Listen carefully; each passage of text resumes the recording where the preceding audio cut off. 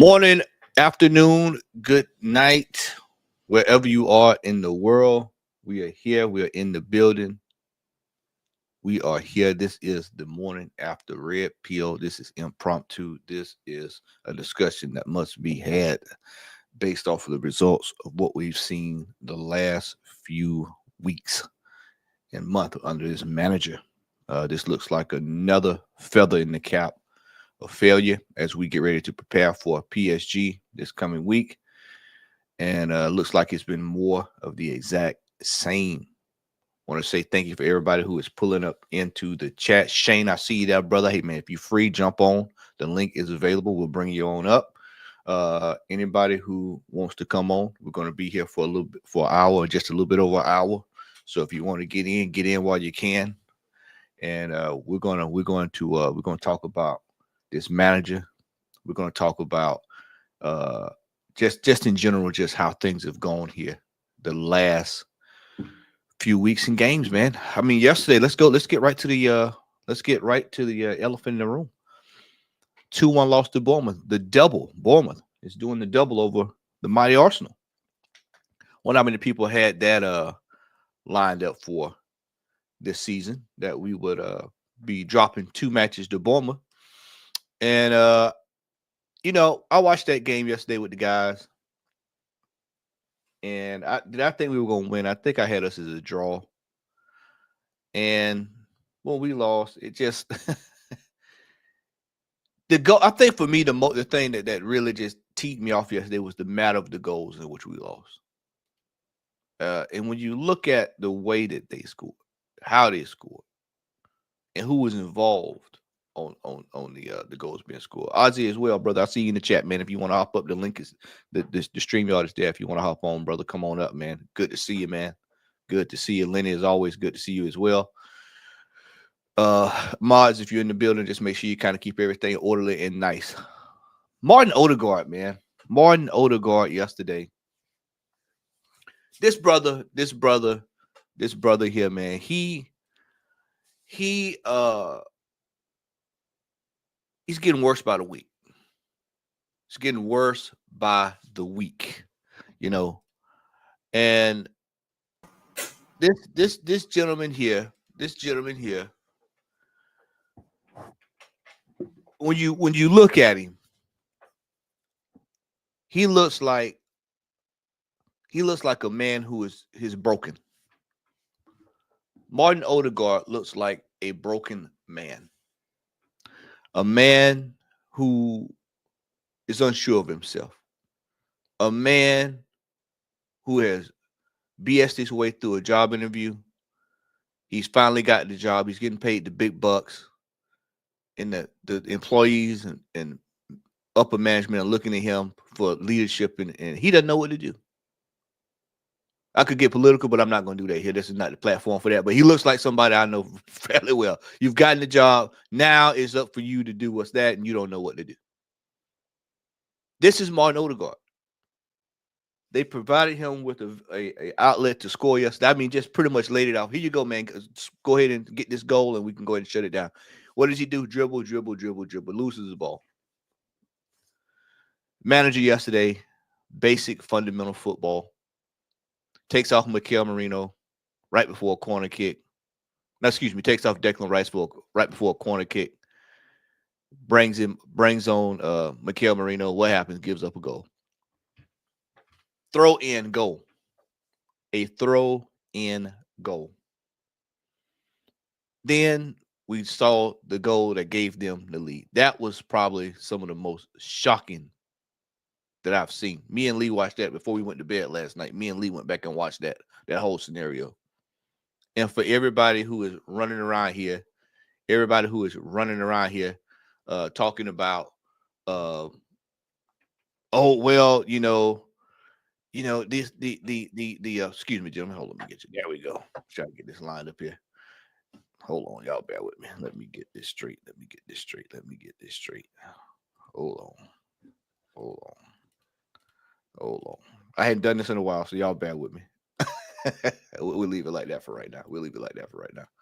But the you look at that whole scenario with the second goal going in, and I'm like, bro, the ball bounces off the ground, goes up Odegaard's leg, and then goes up and up. It went through 3 or 4 motions, and then I didn't really peep it until the goalkeeper he's trying to grab the ball in his hand instead of kicking it away.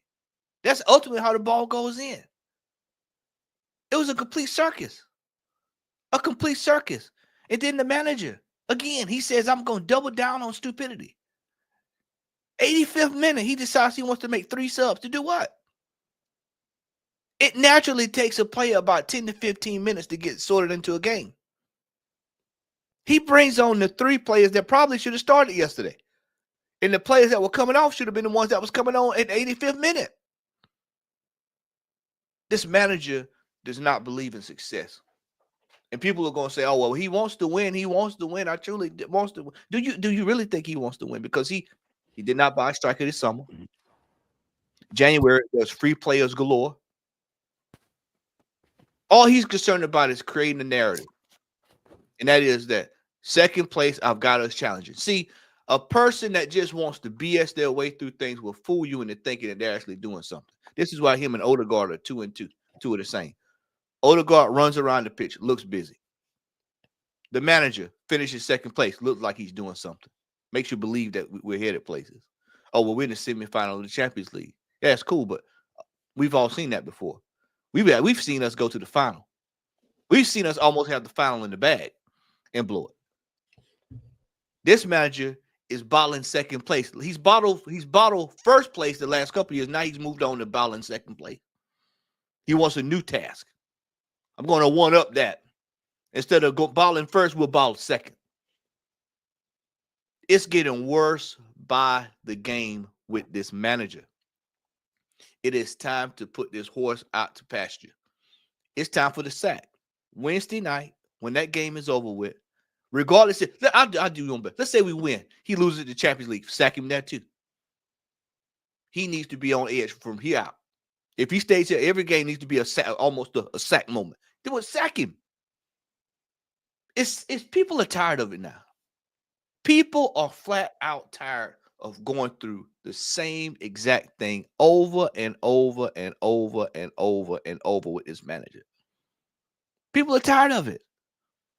This manager is absolutely out of order. He's out of order. That game yesterday, the strongest lineup, knowing we've got a game. And then in the press conference, he comes out and says, oh, the guys were leggy. No shit, Sherlock. They just played the other night. Then you got him out there again. I told y'all yesterday, it's like he's herding cattle. It's like a little dog rounding up the sheep, barking orders. It doesn't matter. He just throws them out there. And then when they break down, there's no need for him anymore. What are you saying, man? How many times have you heard him mention Tomiyasu this year outside of Friday? What, maybe twice? He mentioned him because he wants to use the narrative on Friday. That's why you heard his name Friday, because he wants to use him as a narrative. Oh, look, Tomiyasu's not there. Look at Ben White yesterday. Does that Ben White look healthy to you? Nah. Ben White, these players are getting thrown back into this team, and they are not prepared, ready to go. Soccer. Does he look like he's 100% to anybody? No. He's not 100%. And he's not going to be 100% this year because this manager is running him into the ground as well. Andre Alberto, if you're watching this or you get somebody to send you this, sack this manager at the end of the season and be through with it. Because everybody wants to create this narrative about Berta is only here to sign players. Berta's job is for the best vested interest of the football club. That is his tried and true role. His job is to look out for the football club and do what's best for the football club. And if you don't believe me, go back to David Dean.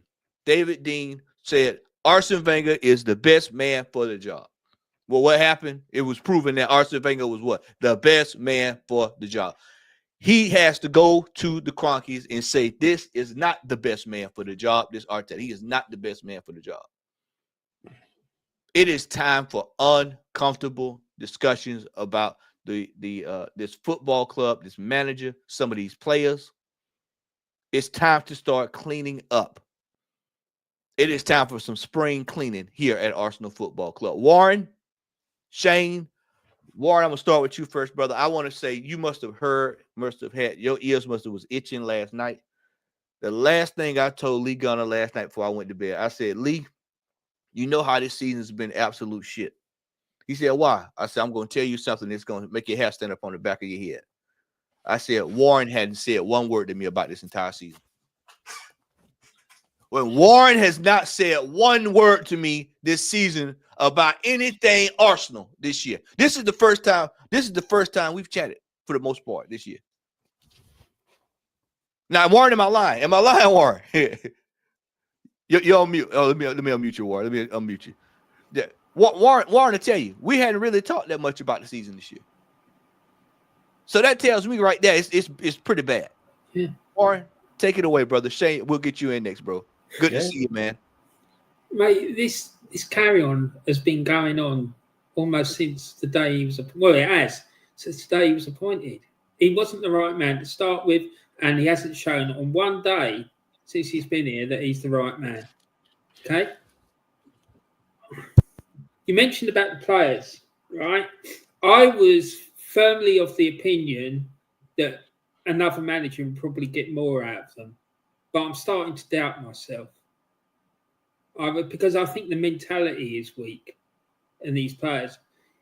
How many other players do you see after winning a quarter-final of a cup competition running around their home stadium taking selfies of themselves? Now, this was something that Martin Odegaard did as well at the end of the previous season. Yep. This nonsense has got to stop, right? You don't do that sort of behaviour until you've got a trophy in your hands. Not like 2 rounds before the final. I'm sorry, it's not acceptable. And I'm extremely concerned about the future of the club, as you know, Matty. I really am, because I don't think the owners really have got a grasp on what it's all about. And there's so many issues at this club. Like this guy that they've brought in, this new sporting director or whatever his job title is, the one who replaced Edu. If he doesn't do anything at the end of the season, I'm going to be on that man's case. And the reason I haven't said anything to you all season about this is because I knew it was going to happen. Yeah. Because it's like same old story, season in, season out.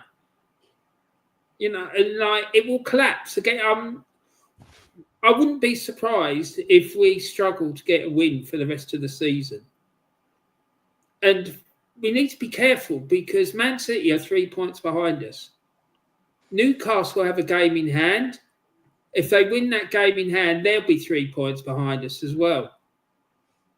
So the question is, what's going to happen if he doesn't get in the Champions League next season? Are they going to allow him to continue on?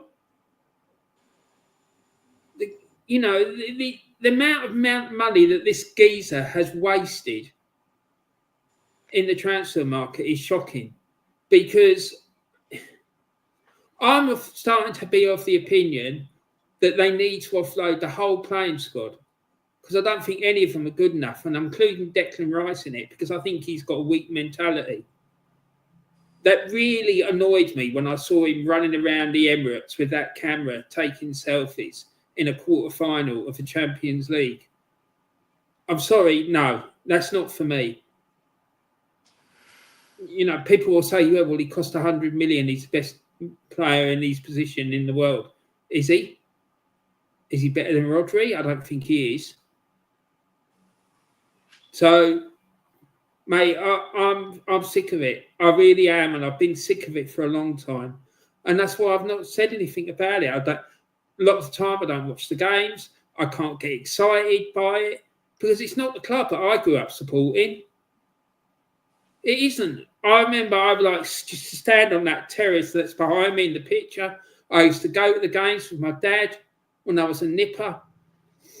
It's not the same. It's not the same. And the fella that you brought in just after me, those two players that are on the screen, I remember standing in the West Hand lower, watching David O'Leary like a hawk because I wanted to be at centre half. And I idolised Liam Brady. For me, the way that he was treated by Arsenal Football Club was an absolute disgrace. When these new owners came in, they tried to go and tell him how to coach young players. Liam Brady, that we're talking about, one of the club's greatest ever players.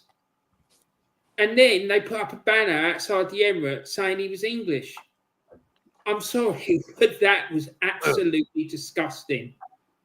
It's just not acceptable, mate. I'm sorry. This is what I'm talking about. The owners haven't got a clue, or no one at that club has got a clue about what Arsenal Football Club is, because otherwise that banner would never have seen the light of day, but it did. It's outrageous. What other club would do that? Would Liverpool put up a banner about Kenny Dalglish saying that he was English? No. It's not. It's a joke, mate. The club is a laughing stock, and I'm sorry, it's got to stop. It really has, and I'm sick of it, mate. And unless I see massive change, I'm not gonna change my opinion about it. I want the old badge back as well. While we're at it. Yep. Warren, Shane, I'm going to come to you. But Warren, if you want anything that sums up this football club. There it is. A shower curtain. A certified shower curtain that's facing in the back, in the cannon facing the wrong way. It's just like, I don't know what to say. I really don't. I just find that really disturbing. I do. I can't bear it, mate. It makes me feel ill just looking at it. You know, Shane, I don't know if you saw this last night. I can't remember if you was on with us last night before you hopped off and went to bed. I'm gonna show you the Schalke one, is it? Yeah. I was scared to show you. Yeah. Amazing. Right now, this is they are taking the piss out of us. They are taking the piss out of us right now. Here you go. Look at this. Second division in Germany. Yeah. Let's look at it right there. Look at this right here. They even put up a pictures of ours just to compare it. Yeah, look at this right here. all you can do is laugh. It's laugh or cry, mate. It's laugh or cry, mate. Warren, 100-year-old footballing institution. Much money. And you send somebody down to Walmart to go pick up an oversized flag and hang it up. That's facing the wrong way. It's like, this is what I'm talking about, mate. I think they came in with a deliberate idea of ripping up everything that had anything to do with the old club so they could create something new. That had no bearing on or no linkage to the old club, to the badge, the ground, like disrespecting of old players and whatnot. There's no one at that club working at that club, as far as I know. I might be wrong, but I don't think there's anyone working at that club that was there prior to when Arsene Wenger was there. Yeah, I think David O'Leary got pushed out. Yeah. I think David O'Leary, I don't think he's an ambassador anymore. It's franchise mentality. It's a franchise mentality. It's trying to build a franchise instead of a team with massive history. If it was down to me, I would have David O'Leary as like the top dog below the owners. Because he knows what the club is and what it means and everything. And like, if I had my way, I'd boot those owners out and put him and David Dean in there to sort out the mess that there is. Because it is a mess. So people go, well, it can't be that much of a mess if we're finishing second every season. Well, I'm sorry, but it is. Like, constantly throwing away cup competitions, not being able to get out over the line when it matters in the league or in the Champions League. It's just not acceptable. Shane, Mm-hmm. brother, we had a lengthy discussion yesterday with Lee. I caught the a portion of the breakfast this morning while I was getting up, getting prepared, getting sorted out. Man, it's been 24 hours since that debacle, for the most part. How do you feel today, man? If possible, worse. If possible, worse. I'm more angry. I did it. And first of all, thanks for having me on, Matt. It's an absolute privilege to be on your channel for the first time, and it's lovely to meet Warren. And so Aussie, and I can't, on my screen's really small, so I can't read your name. But Warren, old school fan, I love it. Yeah, it's a pleasure. No, I'm worse than I was. I'm worse than I was, Matty. You know, I went on to do a 10-minute match reaction, and it was 2.5 hours ranting, and there was like 20, 30 people in ranting. And then I went on these and did another 3 or 4 hours, and I still haven't gotten it out of my system, because if we had won that game, I would still feel the exact same as I feel now, because he played the first 11. That was all I cared about. Why was he playing the first 11 in a game that means absolutely nothing? It means absolutely nothing. We will probably, like Warren said, I don't think we'll win any more of our games. I don't think we'll finish outside the top 4, but I don't think we'll win any more of our games. Southampton, maybe. Southampton, maybe. I can see, you know, he'll bring Kai Havertz on and we'll thump them, and then suddenly everything's okay for the summer. You know what I mean? That's the type of, this guy has 9 lives. You know what I mean? I could see that happening. But Liverpool are going to absolutely steamroll us, because they're tired of being told that their league was easy and that they, you know, they walked it, and it was, nobody was challenging. They want to finish as many points as possible and as many points ahead of us, and more power to them. Newcastle will beat us, because they always do. If they beat us and we don't score, it's 4 games this season where we haven't scored against them. Eddie Howe has his number. Silva has his number. So many managers have his number, because he's not a good manager and he can't change his tactics. And I'm with Warren with everything he said. You know, David O'Leary getting pushed out was a disgrace. I'm not just saying that because I'm Irish. Getting pushed out was a disgrace. Liam Brady was let go when he was a player, at a time when there wasn't even player power. Even then it was happening in the club. It wasn't as bad. For him to come back, he took over the youth system just after Rioch. He brought through players like Ashley Cole, Jack Wilshere. The list goes on. And then for him to be told how to bring through young players, he brought through possibly the best left back in the world, the best left back in history in my eyes. Ashley Cole's up there for that. Maybe not the best, but he's up there in the conversation. So for them to come in and start telling them stuff like that, the disrespect, and I'm fully agree that they've come in and tried to wipe out the history past the Premier League. There's a post going around now of some massive Arsenal site. I'm not sure the name of it. Arsenal something or other. And they put up this thing about Odegaard. 100 games as captain before the game. I want no one else as our captain. Always shows up. Yeah, I saw that last night. Before. Did you see that, right? But they said the only 2 captains with more appearances are Tony Adams and Patrick Vieira. Yeah. So they didn't even say in the Premier League era. They just said the only 2 captains. They forgot about Frank McClintock and all these legends of the club.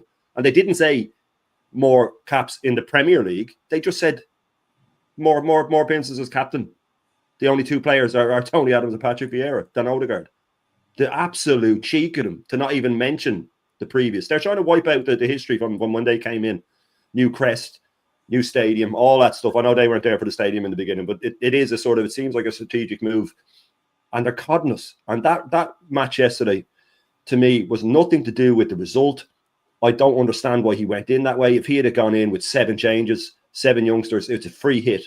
We would have all gone, fair play, you did the right thing. We have PSG coming up. And if we lose, you go, well, he tried the kids, they gave a go.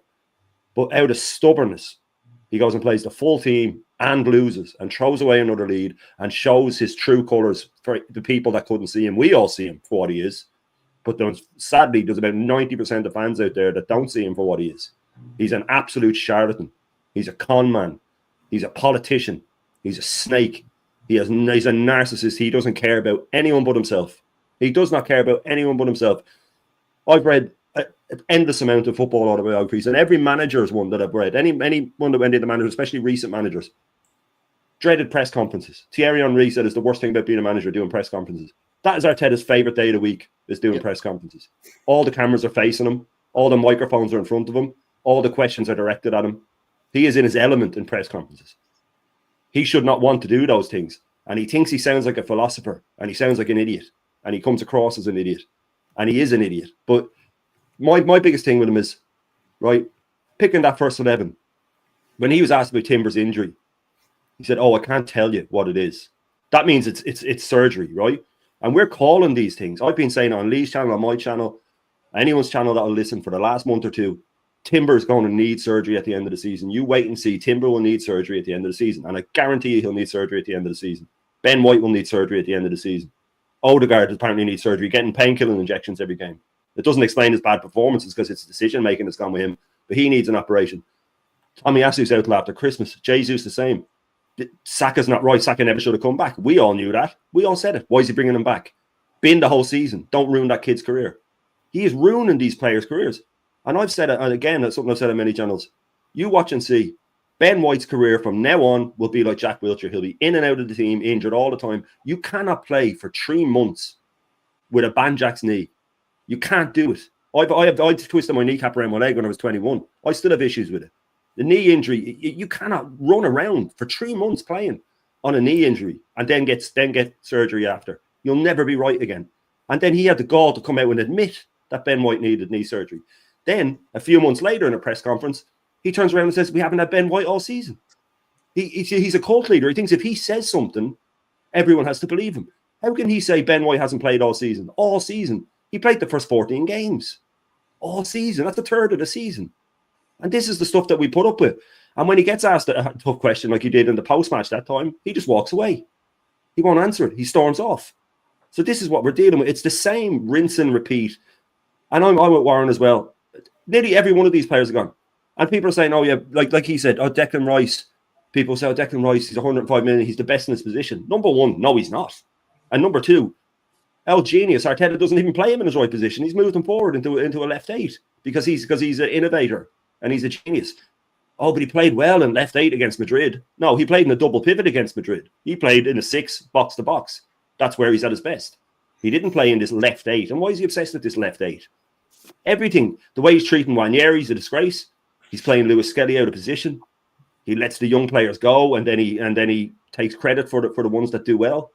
Everything about him is rotten. And I've said this on other streams as well, and I'll land on this because people can clip it if they want. I don't care. I've said it for the last few months. Even if he wins the Champions League, I want him sacked because he has done detrimental damage to this club that we need fixed. We're going to go into next season with about 16 players. With all the players leaving, we're already short. We have the second highest wage bill in the league with the smallest squad. We're in ribbons. So when Zinchenko leaves and when Kivior possibly leaves and when Jorginho definitely leaves and Partey leaves and Trossard goes to Saudi and all these players leave, we're down to about 18 and 2 of them are on loan. We're down to 16. So we have to sign 14 players. 14 players we have to sign. We are in absolute ribbons. That is a total rebuild that we have to do because of this man. We're in a worse off state than we were when he came in. The thing he likes to always refer back to, he likes to refer back to how bad the club was, how much of a miracle worker he is. I'm sorry, mate. 8 and 8 place finishes. You're not a miracle worker. Oh, but he finished 5th. Yeah, we were in 4th, 8 points clear of Tottenham, and he bottled it. Oh, but then we finished 2nd. Yeah, we were 8 points clear of City. Then we bottled it. So the narrative that he paints and that the other fans paint, if you peel it back just a couple of inches, the mole has gone straight through the walls. But he's papering right back over it and trying to make it look pretty and talking about injuries and talking about suspensions and referee conspiracies and all the other stuff that they come with, but all the other stuff that other teams deal with and never mention it. You know, oh yeah, and we talk about City. Well, they haven't had Rodri all season, which is true, right? But they don't moan about it. That was news for about a month. No one talks about that anymore. They don't moan about it. They just got on with it. And I'll tell you one thing. If Rodri was fit and their right back was out, Pep wouldn't play Rodri at right back. He wouldn't cripple 2 positions. He'd leave him there and play one of the kids at right back, like a normal manager. But look, I'll finish on that. Even if he wins the Champions League, I want him gone. And I'm straight up with that. Winning that does not mean it's not winning a league. Winning a European, winning a cup competition is not the same as winning the league. If you win the league, you were the best team over a year. If you win the European Cup / Champions League, you're not necessarily the best team in Europe. And we've seen that through history. You know what I mean? We are the worst team in that 4 by an absolute country mile. The other 3 are leagues ahead of us in terms of quality, class, players, managers, everything. And yeah, even if he wins it, I want him gone. Shane, brother, I tell you, man, I got off last night. Me and Lee stayed. We got off the air. It had to be right at 1:00 my time. Probably 7:00 in the morning his time. And then we still stayed on about another 30, 45 minutes talking last night just about how bad it's gotten. And I told him, I said, Lee, I mean, if you just take away the Champions League, subtract that right now, just subtract the Champions League. This is no different than what we've seen the last 3 seasons. I know for a fact me and Warren have seen the same thing for the last 3 seasons because I've known it. Every year we're having the same discussion at the end of the season about falling apart, balling it. And as I stated earlier in the monologue, we've moved past balling first place. Now we're balling second. This manager has a habit from 4th to 5th in 1 week. 8th. He has a habit of doing this now. So don't be surprised when we get to Southampton. There's murmurs of us messing around and finishing out of the top 5. Mm-hmm. Don't be surprised when you hear it. And when you see the final score, don't be surprised if it say 1-1. Because Southampton, that's going to be their last game in the Premier League. They're going to want to win it. They're going to play house money to try to win it. They try to appease the fans before they go down. Because they may never come back. It's not a guarantee if you go down, you come back. So they're going to try to do the best they can. And we're going to, by that time, we're probably going to be in the mud anyway. Because that's going to be coming off the back of having to do the Guard of Honor next weekend. This time next weekend, check your local listings for the Arsenal Guard of Honor. Sponsored in part by Mikel Arteta. Then you play Newcastle, who for some wild reason, Brighton decided they wanted to play football against Newcastle, and they're up 1-0 from what the brother just said in the chat. But when Arsenal goes to play Newcastle, we just get slapped on the ass and turn back around.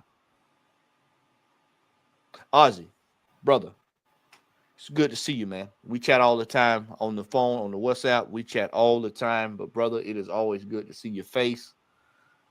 Brother, this is exactly what you've been saying all season. It's playing out, man.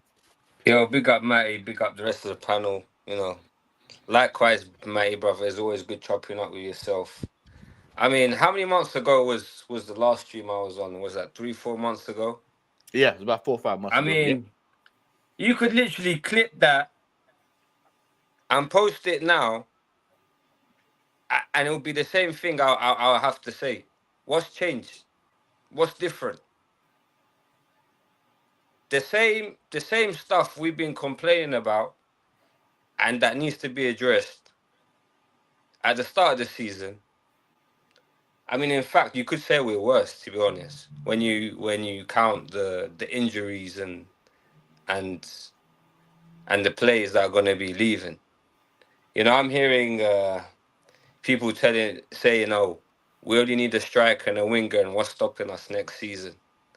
The delusion in this club and this parasite, this manager of a manager that's created in this football club that, you know, respectfully, I'm probably one of the younger fans that are kind of against this cult.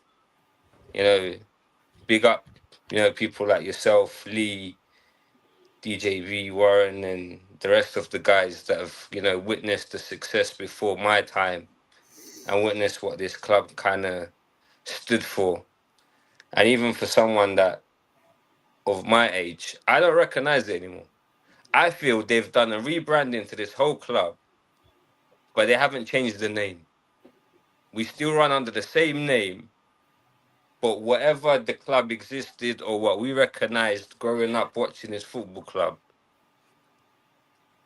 it's gone. It's unrecognizable. It's unrecognizable. They've literally pulled the biggest PR stunt I've ever seen. I don't even think Trump can pull the PR stunt that this club has done. He can learn 1 or 2 things from Arsenal. Bro, it's been 5 years, bro. It's a whole term. Like, how long is a whole term as a president? Yeah. Correct me if I'm wrong. 4 years?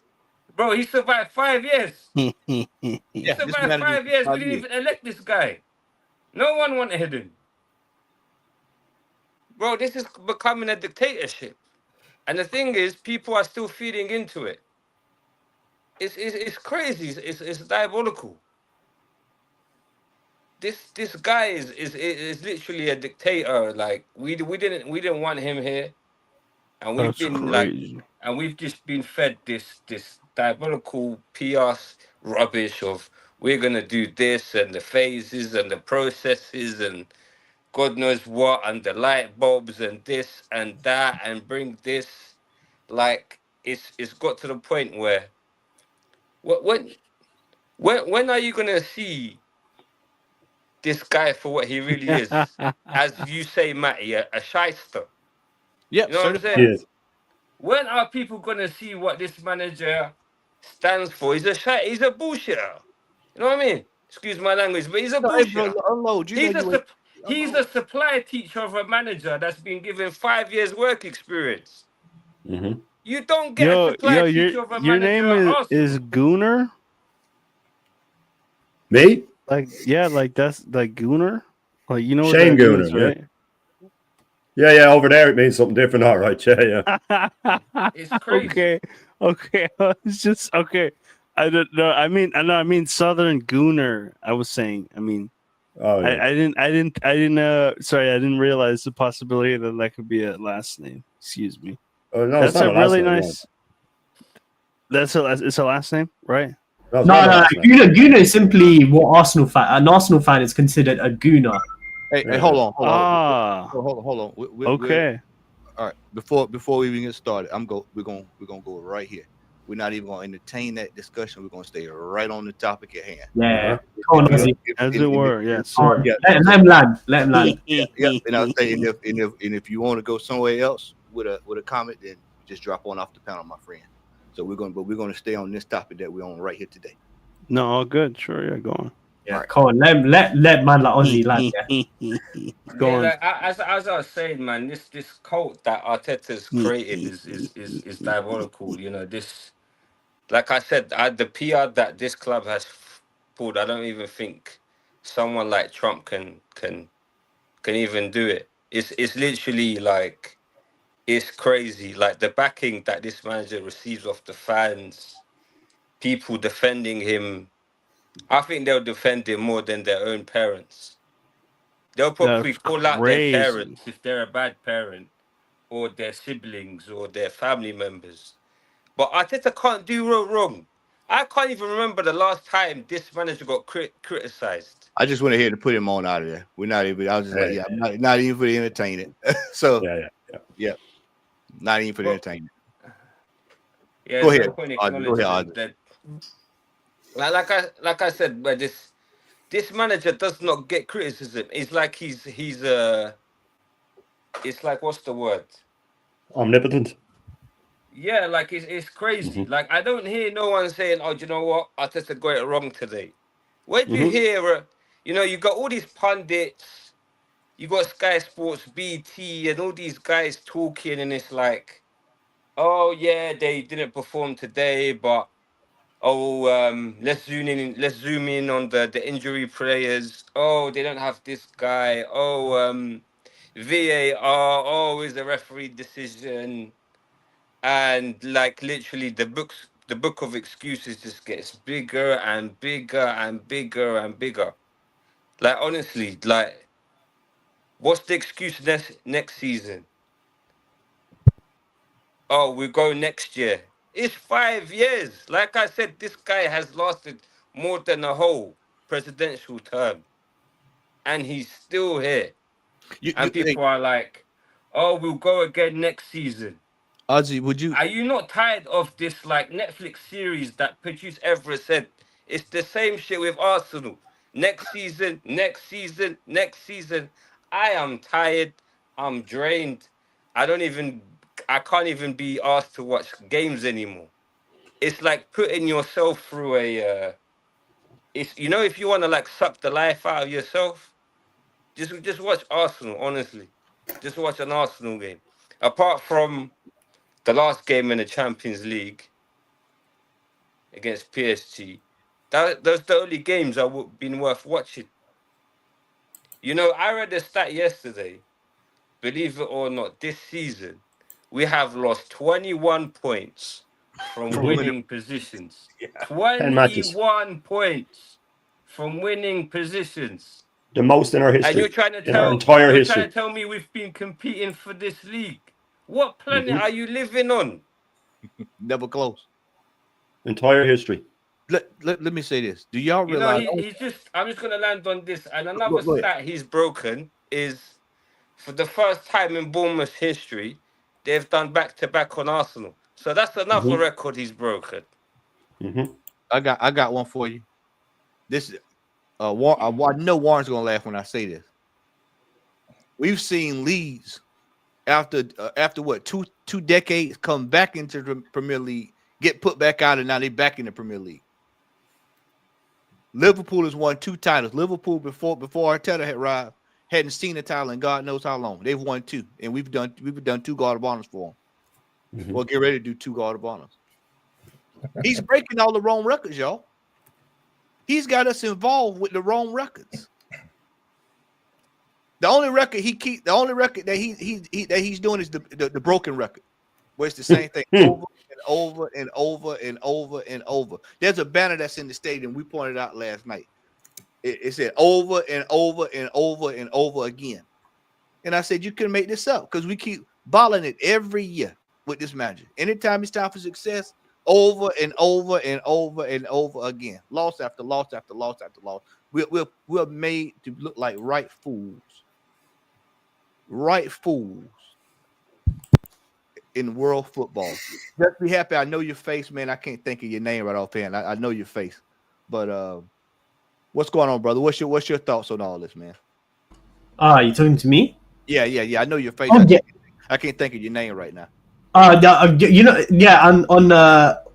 YouTube comments, I'm Arteta's light bulb. Okay, yeah.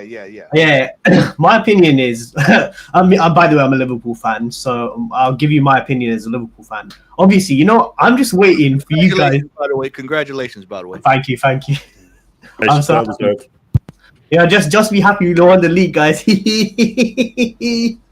But yeah, you know what I'm waiting for? Isn't it you guys play us next weekend, right? Yep. You know what I'm waiting for? That guard of honor is gonna be the most funniest thing. You know how you guys like keep zooming in on not you guys, as in like the cameras keep panning in the set piece coach's face. So I'll take the set piece coach, both standing next to each other, with the set piece coach's face being zoomed in, and then I have when the dog will be next to Arteta, he'll be clapping his paws. You know what? The more I thought about this yesterday, y'all, and because our manager is such a narcissist and such a jackass, I bet he's not even gonna do the Guard of Honor. I can see Arteta not doing it just so that he can get the fan. Oh, see, he stands. He's not gonna do it. He goes against. Me personally, I want them to do. I want the players to do a Guard of Honor because then it changes these players when they have to physically do it. That's when the light bulb, no pun intended. That's when the light bulb will go off on some of these players, the one I'm waiting for the most is Win the dog. I want him to clap his paws as well for us. He'll take a crap. I need to watch like the first part where Lee Gunner and you guys are all reacting to that Guard of Honor. Oh man, you know what? When Arnie Slot came in, I thought we was gonna massively fall off because we hardly signed anyone. Remember we were going for, Zubi Doo, Martin Zubamendi, and just for him to reject us, I was absolutely furious. Basically, last season, you know how we like bottled the league? I think we lost to Crystal Palace, then we lost to Everton. And our owners had the absolute gall to come out. I think it was our chairman, Tom Werner. He said he wanted Premier League games to be played in LA, New York, Tokyo, Rio, Saudi Arabia, all of that. Yeah, after we just bottled the Premier League and the Europa League, and he comes out saying that. Imagine if Real Madrid this season, let's say now that they've bottled, the Copa del Rey, let's say they don't win La Liga, they're already at the Champions League, and Perez comes out saying that he wants games to be played in these big cities. These fans are burning down the stadium straight away. This is how bad our football clubs have got.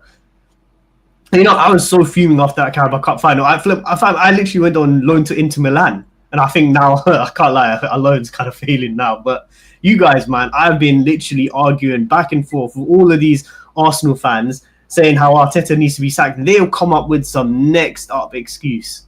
I don't know I don't know where to get these excuses to back Arteta. Seriously. Yeah, I just like I said, it is what it is, man. Look, I appreciate you coming up, man. We're gonna keep it Arsenal. We're gonna keep it Arsenal based today, man. Cool. And congratulations, man. And next weekend, I'm pretty sure that because of our fan base, they're gonna have to be up for that game next week. They probably gonna take off. It'll be interesting to see how they play this week and then watch how they show up next week. They'll get some final next week. So look here, brother. Appreciate you coming up, man. How you feeling? How you feeling for PSG? I think I kind of know how you're feeling. I'm going to go draw.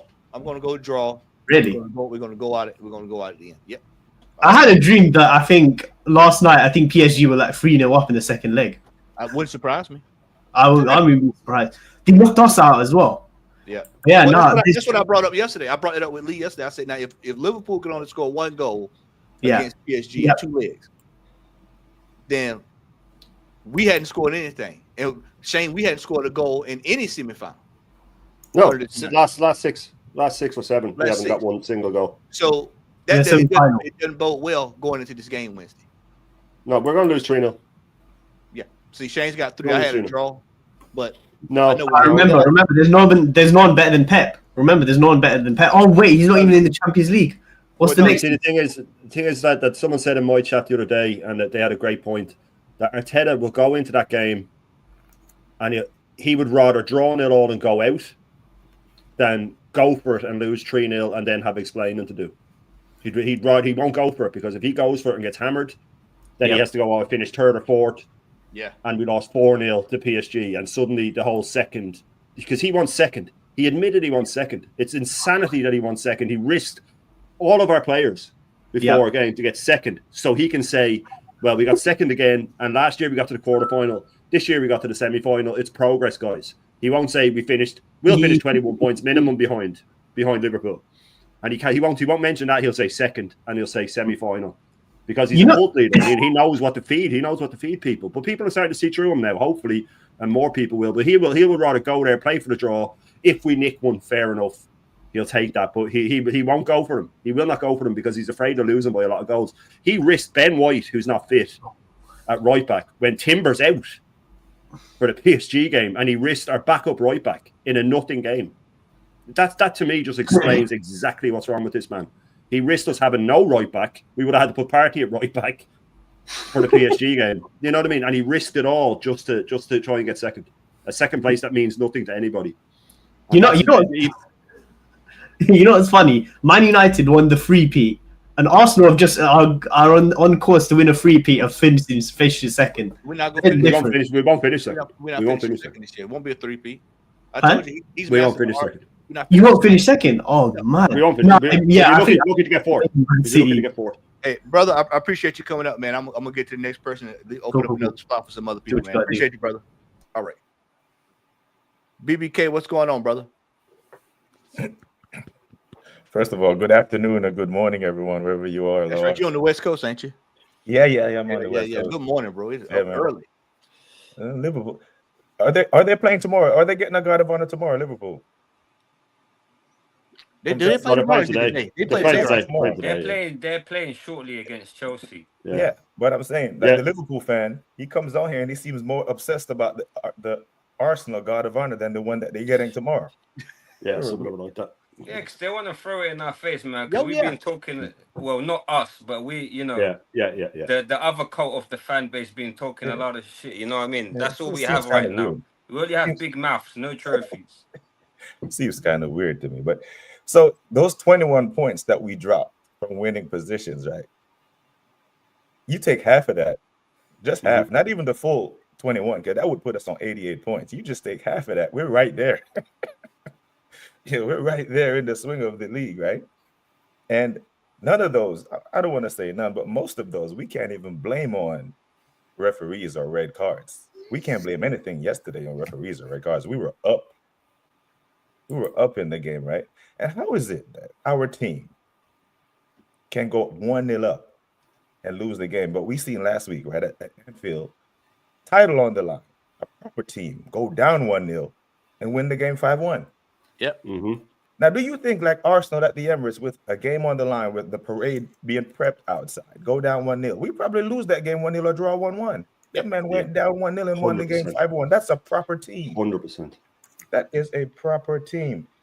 And like, if the Liverpool fan was still here, I would ask him, like last year when Klopp was resigning, if you ask any Liverpool fan, because most of the ones that come on my panel, and I ask them, if Klopp announced that he was resigning and you decided, and you asked him, can you stay another 2 years or you would roll the dice on Slot? They unanimously said would have kept Jurgen Klopp. Mm-hmm. But Klopp goes, a new voice comes in, and they walk the league with 82 points. So what I'm seeing a lot yesterday, I'm seeing men like Dan Potts getting a lot of slack for saying Arteta should go. And I'm going to say this is the who we're going to get merchants. Well, who we're going to get? Who we're going to get? And I'm like, bro, that's not a question for us to answer. And let me use this example before I shut up, right? In 2019-2020 season, when Arteta won the FA Cup, AFC Bournemouth got relegated. They went down, and Eddie Howe got sacked, right? Eddie Howe got sacked. Hold on just a second. Hold on a second, BBK. Warren, it's so good to see you, man. Always good to see that smile, man. Appreciate you coming on, brother. I know you got out here, man. Everybody, tell everybody where they can find you at, Warren. You can find me on Warren's Team Talk YouTube channel, and also Warren's Team Talk on Instagram, X, Blue Sky as well, and also on Threads. I'm not really doing much at the moment because I've got lots of other stuff that I need to sort out, but when it gets sorted out, I will be back. So, but listen, thanks ever so much for letting me come on, man. And it's been a brilliant show, and it's lovely to meet everyone. So take care of yourselves and keep the faith. It's got to get better, isn't it? Please, we can't. I mean, that's the only thing. Hey, that's all. You can only get better from the ground. Yeah, I know, man. That's the only positive thing about it. Not if he stays another year, Warren. It'll get worse. It'll get worse if he stays another year. Just hope Bertha is compiling a list of charges to get him out of here. So that's all you can hope for. Take care, everyone. Thanks. Cheers, a lot. brother. Pleasure, Warren. Pleasure. Bye-bye. Bye. All right, BBK, I'm sorry about that. Yeah, no, you're good, bro. Big up Warren and big up Tex. We appreciate you joining us. But I just wanted to say that Arteta, that Eddie Howe got sacked when Bournemouth got relegated. This man took over a Newcastle team in 17th, went to a cup final, rebuilt a team, went to another cup final, and won before Arteta won another trophy. And this is the Newcastle team that wasn't even allowed to go spend no money. They had 60 million to spend. They went and bought Isaac. We went and bought Havertz without 60 million. Yeah, they weren't allowed to go buy £100 midfielder, £100 million midfielder. We did, and they have been to 2 cup finals, won one of them before Arteta has won another trophy. How is this possible? There's one common denominator here, and they are running out of excuses to defend this bullshit. And hopefully, Bertha was in the stands yesterday, looking like, bro, you are the second longest tenured manager in this Premier League. Only Pep has been with his team longer. This team is built in your image, and you can only get 6 to 7 points from 35 games. Not good enough. Not good enough. And I'm just going to leave it at that. Not good enough. That's the end of it. He's not good enough. Big up to Warren for coming up, man. So good to see Warren. Aaron, if you're free, brother, I know you probably just got through doing your thing. If you're free, you're more than welcome to come up. I see you, Darren, in the chat. If you want to come in, you can come up. Brother Tex, my brother, always good to see you, man. What do you make of that mess you saw on yesterday, man?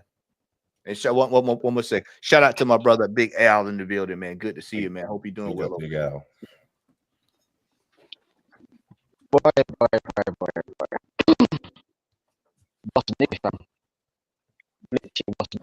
Oh, you got your mic. Your mic. You got you on your Bluetooth. Your mic. Yeah, your mic is. Yeah, you get something sorted out here. Yeah, people, man. It's choppy. Your mic's still choppy. Yeah. Give me 1 second. Yep. Brentford up 3-1, by the way. Are they? Yeah. I just wanted one line to get that sorted. I just wanted to jump on a point that BBK made. I'll be very, very quick. Yeah. Eddie Howe couldn't spend 100 million on a midfielder, but what he did was take a failed striker and turn him in Joe Linton into one of the best midfielders in the league. Speak on That's it. the difference. Speak on That's the it. difference. You remember that? That's You the remember that year we was trying to get, was it fifth, fourth, went from fourth to fifth, and Joe Lynch Mhm. knocked that teeth knocked out his mouth, was still scoring goals, Mm. still finding a way to score. This manager is just complete. He has a habit. I told you this is why I've now dubbed him. He's anti-successful. He does not believe in success. Mm-hmm. Because if he believed in success, he would be sealing the deal. Mm-hmm. We're going to people. I want people to understand the severity of this situation coming up Wednesday. We're going into this game down a goal. Mm-hmm. On what planet does one goal work for Arsenal? We saw it yesterday. And I tell people all the time, we need 3 goals, 4 goals, 5 goals, 6 goals. We need the way we beat City is the way we need to beat every team, 5, 6, 7 goals. Mm-hmm. Because teams are always in with the shot against us. We're going to go up there. Like I said, I hope it's I was going for a draw. Shane is 3-0. I wouldn't be surprised if that turns out to be the case. Either way, we're getting humbled on Wednesday. We're gonna get sit down. You know when your parents are mad with you, man, and they say, "Well, sit down right here. Let me talk with you." That's what's that's what's gonna happen with us on Wednesday when we play PSG. The manager stated himself yesterday the players are leggy, so that means he's acknowledged that they're tired. And he played. Why did he play? He played all 11 of them. And he played them anyway. How does he have the gall to say that, Matty? How does he have the gall to say that after playing all 11 of them? He's a charlatan. He expects people to believe what he says with no foundation. He expects them to believe it. The man is a walking contradiction. That's what he is. Yeah. He is a walking contradiction. I told y'all how many times I got to tell you, he's a certified 100% grade A shyster. He's a shyster. This dude would try to sell you $1 for 50 cents. Mm-hmm. Mm-hmm. Now he is an absolute tool. He's a tool, a dunce. And each year he proves us correct. Each year. Because we started this season, all we needed was a left wing player, a striker, maybe a little bit of defensive coverage. You could have got that last. And then that's it. When you this morning when I was getting everything set up, I thought about something. How many games has Raheem Sterling played this year for the club? Too many. Too damn many. Well, this is true, but how many has he actually played? Like 15 or so, I want to say. What you buy? What you waste your money on him for? Mm-hmm. And about 10 of them are sub appearances as well. Yeah. Yeah. So what's the impact supposed to be? But he only wants players that improve the squad, Matty. This market opportunity, internal solutions, solutions. He has played 60 matches. 60 matches, 2 assists, no goals. I brought it up last night. Wouldn't it have made better sense if the manager knew we were short and that we were struggling, that players, injuries, you're trying to navigate this situation, to go down and pull up some of your academy players, to bring them in on like these games, these Ipswiches, Palaces, Brentfords. You had enough time to bring these guys in, try to see what can you unearth? What can you unearth? Like you found the way you found Skelly. What can you unearth? I'm sure there's another gym out there. Not giving the opportunity. Not giving the opportunity. And now he's running around talking about players are leggy. He brought all of this on himself. No, not even a free signing in January. Not even a free signing, 20, 30, 40,000 pounds a week. Nothing. He'd have to admit he was wrong then, Matty, you see. Go ahead, Shane. I'm sorry.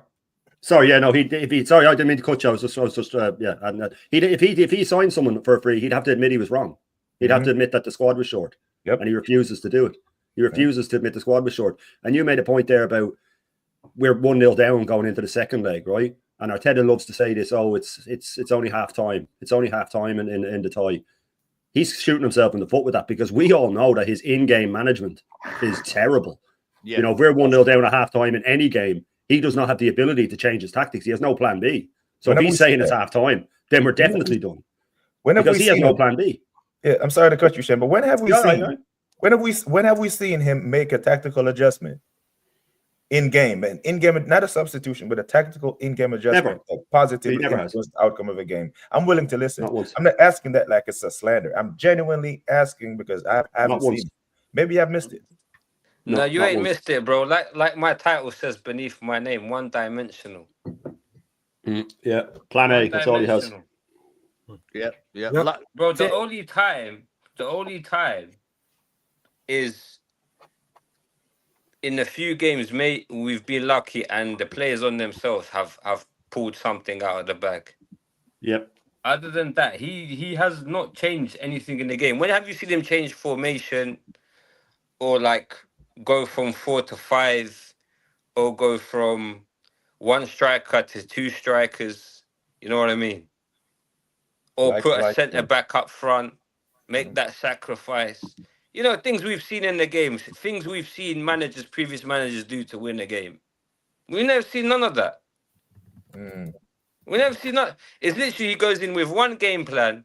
And that's it. That game plan fails, and it's like, well, I look at the bench. My bench is rubbish. And whose fault is that? Is you. You signed up a 22-man squad this season. And then you're like, well, I'm either not going to make the changes, or I'm going to make the changes and hope for the best. You spent 35 million on a player from Porto just to loan him back to Porto.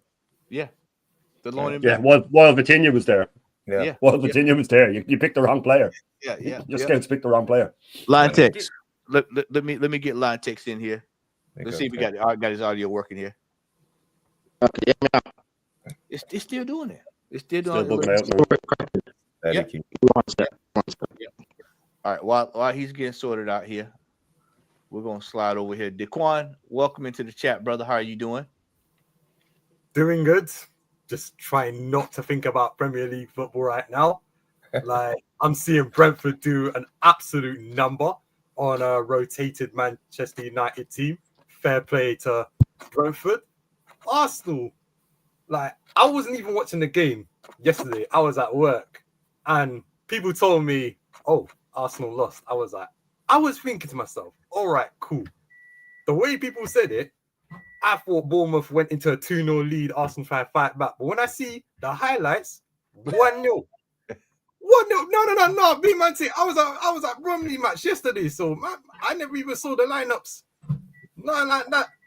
I watched my local team win 3-0, and then, my Prem team now, all of a sudden lose 2-1 at home to Bournemouth. I'm like, what's going on? Like, these players, I think they've mentally checked out on the manager. I don't blame them. What's the point listening to that Payello accent, man, shouting all the time? Man, just stripped the whole attacking identity. I remember a time we used to outscore teams. Oh, yeah. Bournemouth beat Arsenal for the first time at the Emirates. Well done, Arteta. Well done, mate. Well done. Same manager that loses to Paris Saint-Germain. I go out for that game thinking, oh, yeah, we're going to turn up. Oh, yeah, well done, Arteta. Well done. 21 points dropped from winning position. Like, I'm thinking too many drop points. Southampton probably dropped like so many points, but their bottom. It's like, I can't see us winning the game. Maybe Southampton, but I don't even know, man. I don't know. PSG, the Paris Saint-Germain team, I don't even think they're gonna kill us. You know, I think they are going to give us one of those slow, painful deaths. Like, it will be 0-0 at halftime. Arsenal try push up, get one goal, bang, tie over, 1-0, both legs, done. That's all it's gonna be. That's what it is. And then Liverpool as well. They ain't beating us since 2021-22 season. That's gonna change thanks to Arteta. Well done. Newcastle, with the Newcastle team, I'm seeing Brighton beat Newcastle, Minter, on his old stomping ground. Like, well, that's how it is. And we're saying rebuild on top of a rebuild. So we're going to spend another 200 million. We are going to do a rebuild on top of a rebuild. that we're going to struggle to sell players now, like the German James Charles, Odegaard, Trossard, all of these, man. It's like, boy, it's like, even if he rotated the team yesterday and we lost and we showed some fight, I would have been like, cool, we're focusing on Paris Saint-Germain. Barcelona, they rotated their side. They played Ansu Fati. They played another brother. They played the next man. Inter, they rotated their team, got the job done against Hellas Verona. Paris Saint-Germain, they rotated their team. I knew Strasbourg would beat them. They're going for Champions League. It's just like, I cannot enjoy the Premier League and the way 70% of the fan base are thinking. They're just accepting it. I'm telling my friends, some of them are Arsenal fans. They're like, oh no, but we're second, but we got to semi-final. Like, you're not seeing the bigger picture of what I'm seeing. I'm a 25-year-old male. I have not seen this team organic. Look at that title. Look at that title right there. I have organically not seen a championship like the rest of you guys. I have not seen, like, real.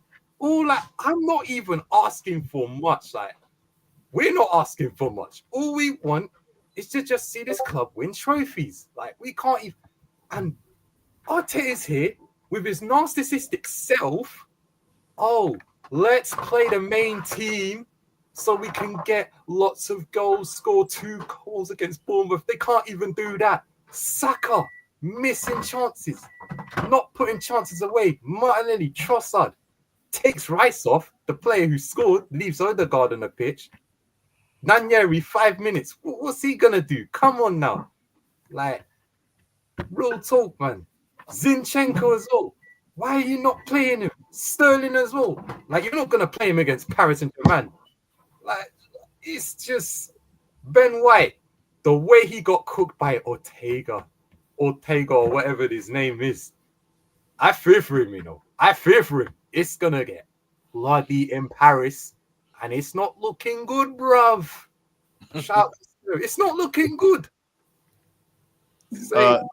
Lion Tech, let's see what you got over there, brother.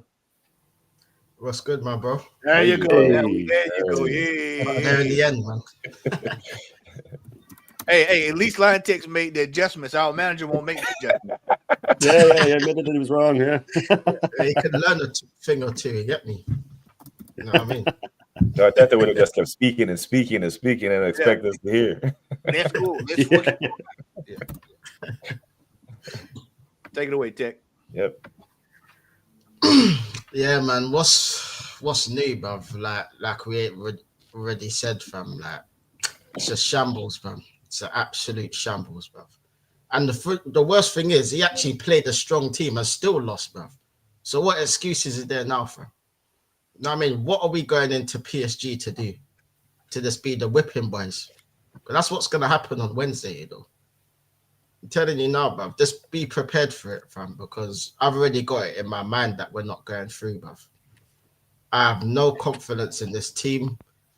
Everyone knows what I think about the manager already, bruv. You know what I mean? I've been saying it for donkey's years that he needs to be sacked. You know what I mean? I can't wait for the day when that happens because I'm having a party, bruv. I'm telling you. Literally, bruv. I'm just counting down the days, man, because this can't go on, fam. You get me? And people like me and Matty have been saying from even before the season started that we ain't doing nothing, bro. You know what I mean? Because we could see what was happening just by the transfer window in the summer. That just literally summed it up. I knew from then it was just like, yeah, we're finished, bruv. You know what I mean? This manager just don't know how to get over the line. Like I said before, he's all he is just a storyteller. That's all he does with his philosophy and all these bullshit quotes that he comes out with. You know what I mean? Like I said the other day on Shane Gooner's channel, fam, he might as well be presenter of CBBS or something, bro. Because that's literally the only thing that he does, bro, is just talk, fam. But there's no action, bro. There's nothing there. You know what I mean? Yesterday, look at the 2 goals that we conceded. You know, I had to laugh, you know, when we conceded the first one. I thought that was Stoke all over again. You know what I mean? Like Rory Delap settings, bro. That was just mad. And the second goal, like, what kind of manager, takes off a player on a set piece? That don't even make any sense. And then that fraud of a captain not marking his man, and they score, fam. And it's the same old story, bro. It's the same old story with all these players and this manager, fam. And like I've said so many times, as long as this manager's still here, we will not win anything. I don't know how many times I have to keep saying it, bro, until like people actually start to listen and start to realize this manager ain't it. He never was it, and he never will be it. You know what I mean? So they sack him now. Don't even give him the second leg. If it was up to me, he wouldn't be getting this second leg. Honestly, just put AirPod Albert in charge. I have more faith in him. Might get a song out of him. Might get a reaction now. It's true though. It's pathetic, man. It's pathetic, man. I'm just sick of it. And I haven't even heard all the excuses, but I could already know. Oh, we had to wait till Wednesday. We're not going to play like this on Wednesday. I heard Robbie say that on one of his fan cams, you know, that apparently we're not going to play that on Wednesday. How the fuck do you know that, man? What are you, a genius or something? What makes you think we're not going to play that on Wednesday? What evidence is there to say that we ain't going to play that on Wednesday? Did he think they were going to play like that yesterday? Exactly. But there you go. The full team. There you go. Robbie is protecting his investment, bro. Robbie is protecting his investment. That's what Robbie is doing. It's nonsense, but I'm sick of seeing all that crap, man. I'm sick of it. Like, there's still people out there making excuses. Like, how can you not see the season's crumbling? Like, how did these people not see that? Like, they're just choosing not to see it at this point because they can't be that stupid, bruv. Honestly, they can't be that stupid. I refuse to believe it, bruv. I really do, bruv, because the evidence is there. You know what I mean? The evidence is there. We're not progressing. We're regressing. You know what I mean? We're 10 times worse than we were last season. You know what I mean? Look at the points difference. By the time this season's over, there'll be 20 points ahead of us. At least. 20 points. And apparently we're in a title race. What title race? There never was a title race. You know what I mean? How many days were we at the top of the table? Manchester United. Big fat zero, bruv. Manchester United. Manchester United. Right. Even Man United's been on top once. Yeah, they had more days at the top than we have. Brighton did as well. And you know the worst thing, Matty, is Ours too. Like, that Europa League final is going to be painful, bruv. I mean, no one's mentioning it, but the two teams that I hate the most, is going to be laughing at us at the end of the season again. Gnashing of teeth. I told you I was going to be gnashing. Unbelievable, bro. It's open mad. seals. It's mad, bro. Honestly. Darren. Good afternoon. Brother, good to see you, my friend. Glad to have you in the building, brother. What did you make of that shambles? Me and you we've discussed this. Well, let me before I even go there. Doesn't it feel like Groundhog Day for you, me and you? Yeah. This is third year running. This is the third year running that we've had to sit here and talk about the failure of this manager over and over and over and over. In May, this is Groundhog's Day. Every time we look up in May, I'm talking to Darren and Line Tech about the failure of this manager. Yeah, all day long. I mean, can I just say I love being on these streams with you guys. I love you, honest guys. You're honest people. You're genuine people. The other lot that support this club are the most lazy, disgusting, horrible people with no fucking morals. That's. I'm sorry to be so blunt and swear as well. I'll try and cut my language out. But I've got to be honest, Matt, I am not bought into this football club. I've tapped out totally. I've never been so tapped out as an Arsenal supporter as what I am at the moment. Now, I look at the bench before games start these days in the Champions League and the Premier League, and I'm seeing Jack Henry, James, this, that. I ain't got a clue who these people are. And do you know why that is? I'll tell you why that is. Because I'm totally, compared to what I used to be as a proper supporter, I'm totally disengaged with the whole club as a fan. I got a little bit excited, obviously, when we beat Real Madrid, and I actually thought we'd do the same to PSG, and that was hopium, really. But I'm afraid, you know, Arteta there was showing how he was out tacticked again when a decent manager faces him and out tactics him. So when I look on the bench, I should, as a supporter, know everything about them players on the bench. I should know everything about them. Poor old Butler, when yeah. What a poor lad, you know, he's on the bench. He should have been given a chance.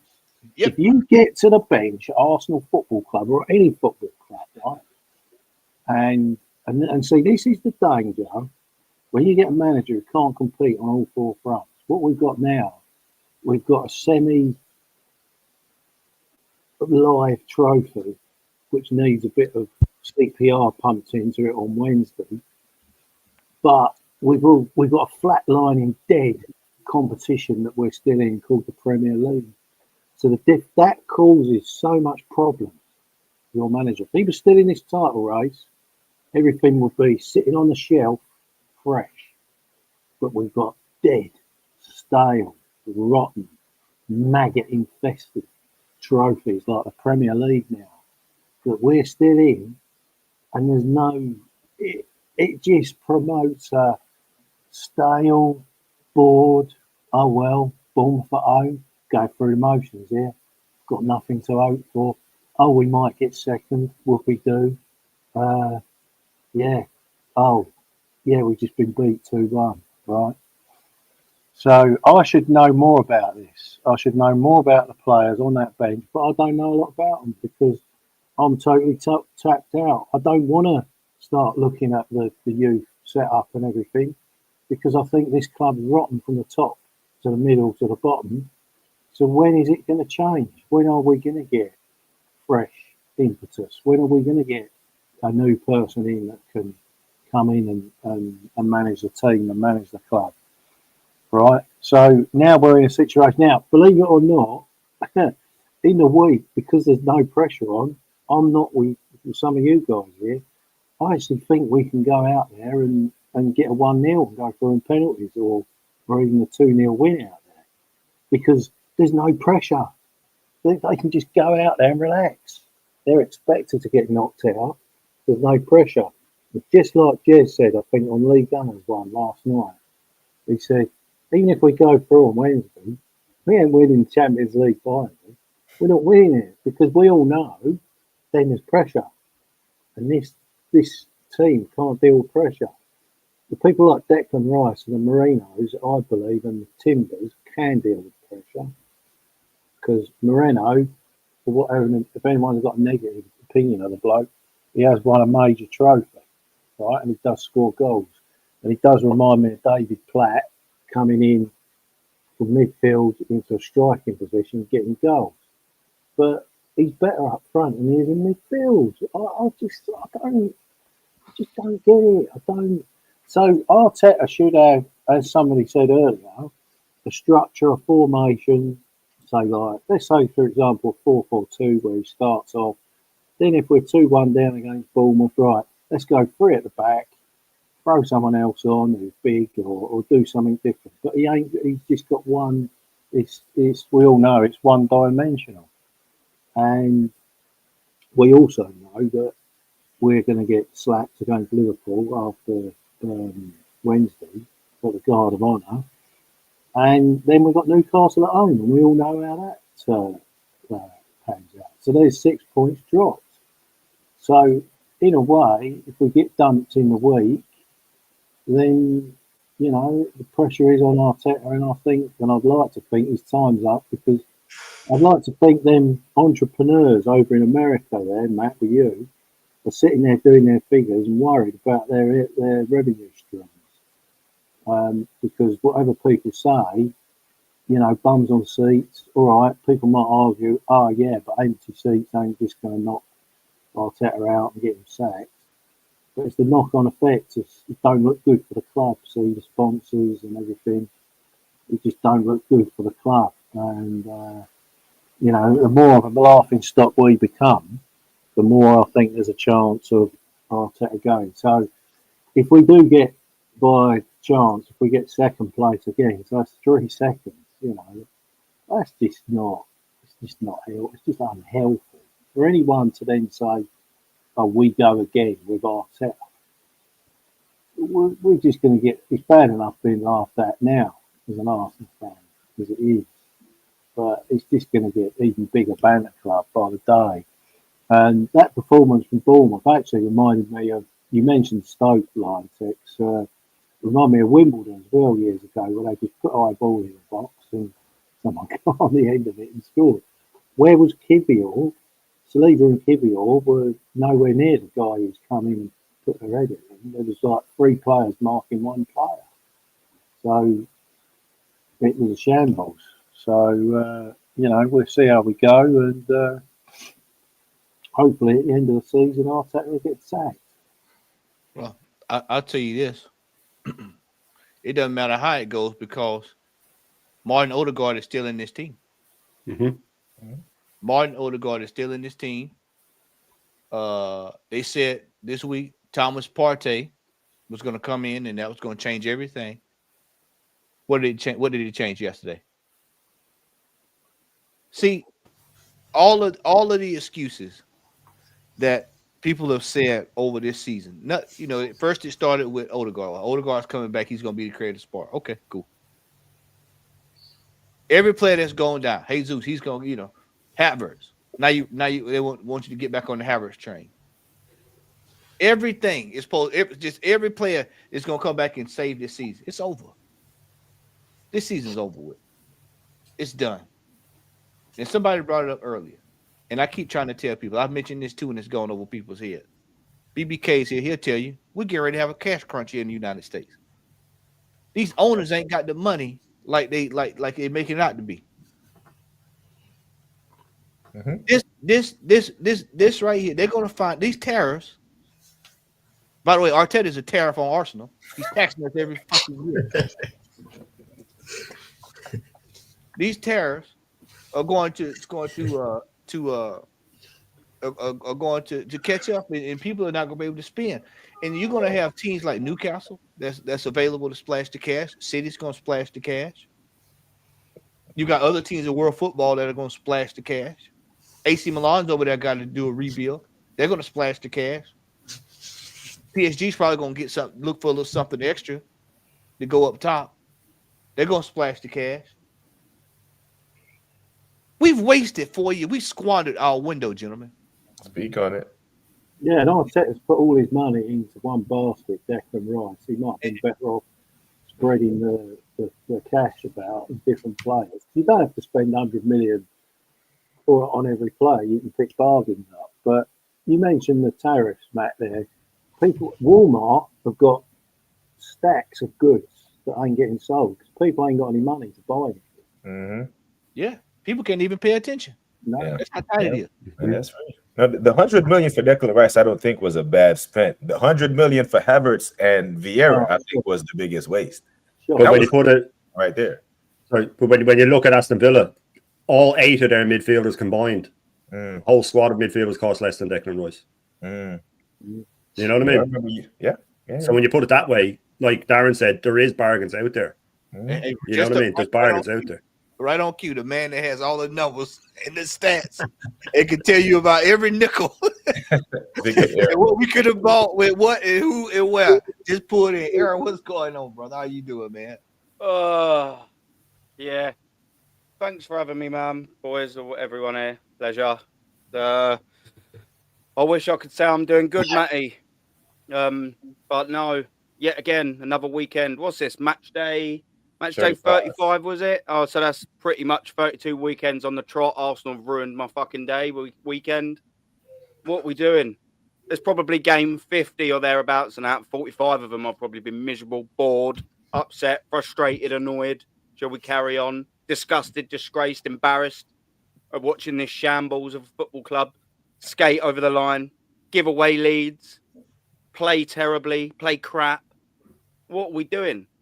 I was texting Lee this morning, yeah, and I said to him, and this is serious, I'm having some serious thoughts about this, about whether to totally boycott the Emirates Stadium until this manager's gone. Because, look, I don't know whether I'm going to do it or not. I'm going to have the summer to think about it. Because it's a lot of money. My seat's 1,400 quid. Yeah, you get 4 Champions League home games, right? It's 1,500, sorry, because it's going up 4%. This is what we get. We get a price increase for this. We have done for the last 3 years, by the way. Lower tier got 6% price increase for They're this. taking all the European games off you, aren't they, Aaron? They give 4 in the Champions League and then everything else. So FA Cup home ties, Carabao Cup home ties, and any last 16, etc., you have to pay for. Just to put that into perspective, everyone, my PSV ticket was 92 quid. My Real Madrid ticket was 92 quid. My PSG ticket was 92 quid. There you go. There's an extra 300. It cost me nearly $2,000 to go watch this football club in tickets. $2,000 a season. And I'm sorry, I said this all the time. It cost me thousands of pounds to support this football club. It cost me hundreds and hundreds of hours to follow this football club. And it cost me hundreds of hours that I don't spend with my little princess, 4 years old, my son who's 7 years old, and my wife who's 11 years. We've been together. That's a big sacrifice for what? So there we go. I've had my season ticket 7-8 years. I've sacrificed this for 7-8 years. And obviously other times, because I've been supporting Arsenal since 95, 96. But this financial outlay and this time, these sacrifices that I have, it's now coming to the point where I'm sitting there next season and thinking, of course I'll renew it. Do you know why I'll renew it? Because one of these top mugs will end up taking my ticket. And I will not allow that. Or I will not allow someone who's going to sit in the club shop, just take selfies all fucking day and just clap regardless of whether we win, lose or draw. I won't let one of them have it. But I think every game maybe I will be boycotting this until this manager's gone, because there isn't a human being alive who I believe as little as Mikel Arteta. There isn't one. Any human you can bring me up, name any names, I believe in them probably more than this manager. I've got 5 years, people, 5 years of evidence to say that this manager ain't it. As Matty, my brother up there in the top left-hand corner, would say, the gig is up. The gig's up, has been for a long time. The gig is up. It's just now, it's just all damage limitations to how much I want to spend next season. But we're not winning anything next season. We're not winning anything this season. Didn't win anything last season, season before, the season before, the season before, the season before, and the season before that. We don't win anything. When's it going to get, what suggests it's going to get better? And I'll stop after this because I know someone else wants to talk. What suggests that it's going to get better? Because managerial-wise, he's a manager. He can't manage anything. He can't man-manage. He can't squad manage. He can't squad build. Okay, now tactics. We've been found out. Defensively, we cannot even... At the PSG game, we couldn't even get out our own penalty area, let alone our own half. Teams have found out how to beat us playing out from the back. So they found that out. They found out how to attack us. All they've got to do is a long ball or a diagonal ball across, and it rips our whole entire team to shreds. It bypasses our midfield, it bypasses our defence, and they're in on goal. That means our midfield is totally overrun, so our midfield's gone. All we've set up for is trying to set piece and scoring from a set piece, because that's our new striker. Set pieces is our 30-goal-a-season striker. Set pieces. Set piece on the back. Guess what? They've dried up. So tactically, we've established he can't do anything managerial-wise, and he can't do anything tactically. They're all going both south very quickly. Now, after everything there is managerial, everything is shit, and his tactics are shit. Tell me one thing that suggests it's going to change in the next 2 months, 3 months, by the time we get to August and that new league kicks off. Whistle goes, and it's game day 1. Tell me how he's going to eradicate all of that. Oh, and by the way, 80% of our players are shit in this squad. By the way, get him a striker, Aaron. If you get him a striker, it'll fix it. He needs about 10, mate. He needs about 10 players. He needs 2 strikers, about 10 players. How are we going to do all of this? So when you add it all up, all the business that's got to be done in the summer, about 8 need to go, about 10 need to come in, about 8 contracts need to be renewed. How are we going to do all of that along with actually get tactically better and he's all basically overhaul his own management skills? Because he can't do anything managerial-wise. His tactics are fucking in the basement. Now, they have been for a long time, and they've progressively got worse every single season to the point where it's like that, and now it's whee all the way to the cliffs, and then whack, there you go. You're in the sea now. You've jumped off the cliff. You're there nicely, and now you've got lined in chalk. There you go, right at the bottom of the cliff. That's how you nosedive. When's it going to get any better? Someone can just show me any shred of evidence to suggest that maybe things will get better under this manager next season. I'm all ears. Please, anyone, please stop me from going insane. Please, any shred, I'll nibble on it. Hey, I don't have nothing for you, Aaron. You won't hear it here. You won't hear it here, bro. We've been looking for years. Any shred of evidence? No, under there. Looking for years. Surely for Odegaard has got to go. I can't remember who it was, but beginning of last season, someone said Odegaard asked Arteta, "Look, the Premier League is too physical for me. I want to go," and he weren't sold on. And I think this season has been the biggest proof of that out of all the seasons Odegaard's done. But the bloke has got, he thinks he's like Robert Pires or Thierry Henry.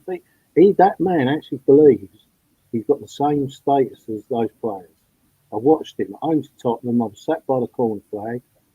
We got a corner on the edge of the box, and it took him a minute to walk from the edge of the box to actually get to the corner flag.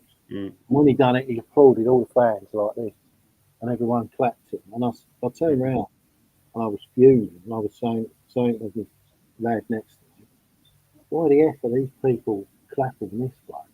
He ain't done nothing for our football. He's done precisely nothing and achieved nothing for his football club. And if people want to come at us for the usual rubbish of, oh yeah, but he's improved it since January. Well, that ain't good enough. And he ain't even done that. We're left with a worse position. At least Aubameyang, Pepe, Guendouzi, Maitland-Niles. Yeah. At least these players won us an FA Cup. The tactics was there, and it weren't difficult. It was Pepe, look up, watch Aubameyang make the runs, put a ball over the top, get Aubameyang to run onto it, chip the goalkeeper. That beat Chelsea and Man City. Simple. Don't have to be sideways passing.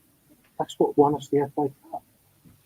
Darren, do you know what quickly as well? What do all them players you named have in common? Mikel Arteta, they had a personality, and Mikel Arteta couldn't manage any single one of them. Yeah. And Darren, on that, so you were saying that he gets clapped when he goes for a corner. He got clapped off after that performance against PSG. He got clapped off. He got clapped off the pitch. I had someone in my chat this morning, right, say that they had an Arsenal fan, a grown man, compare Odegaard, and I don't even want to say this because it makes me want to vomit, compared Odegaard to Dennis Bergkamp. I'm honest, and your man he said he was serious, and he was a grown man. It wasn't a kid. Are these people on crack or something? Yeah, I mean, if you're dealing with that, how do you argue with that? Because that's someone that's insane. That is someone that you see them in a padded cell and they've written Odegaard is better than Bergkamp, with their shit on the wall, man. You know what I mean? That's who's waiting on Aaron's season ticket if he gives it up. That's who's waiting on your season ticket, bro. That's the problem. That's the problem. Brilliant point. Right up there, yeah. BBK. And where do we go from there? Right. Where do we go from there when we're putting him? You put that thing up today, Aaron. I got that sent to me. Odegaard, only captain with more appearances than Odegaard is Tony Adams and Vieira. They didn't finish the sentence with in the Premier League. They pissed all over Frank McClintock and a list of other captains. How dare they do that? And this is these people have 450,000 subscribers or something like that did that. Yeah, they didn't.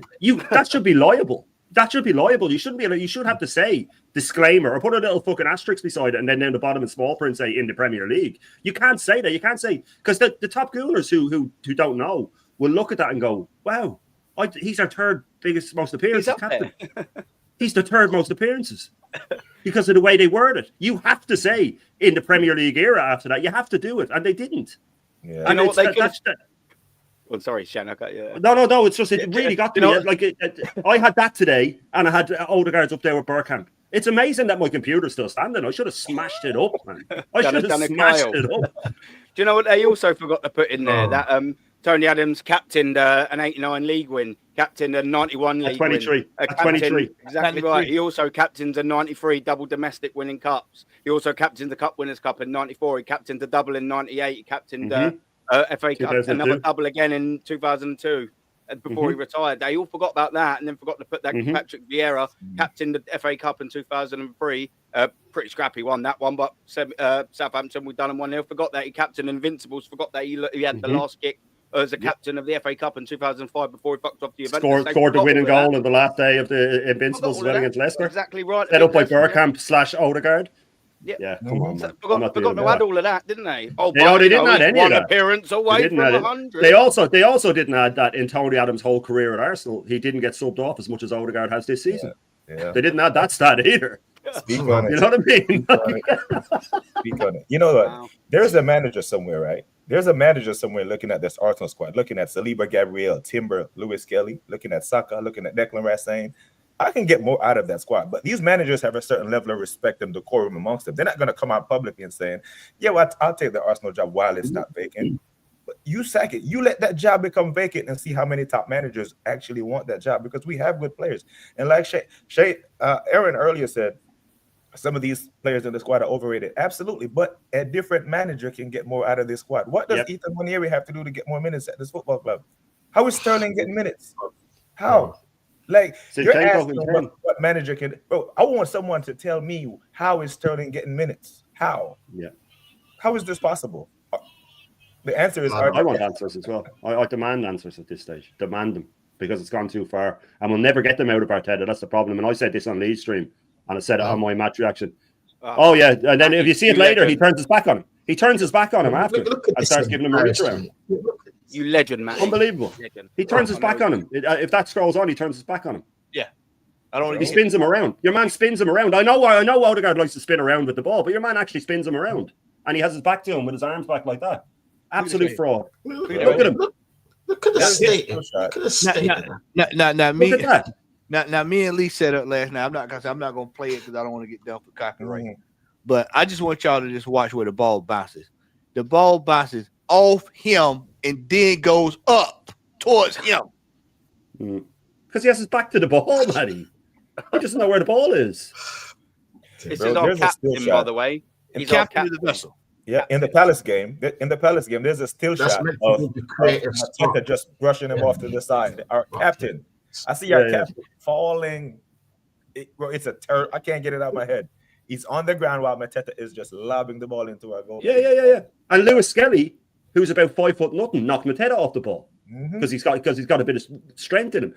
See Odegaard in the game yesterday. He broke forward in the second half, and I think we had 4 against 3. And Rice and I think it was Martinelli pulled out, and he just stopped, dummied the shot, and just collapsed to the ground like a sopping wet shoelace. Yeah, it's like he had a shoelace and dropped it, and he just went.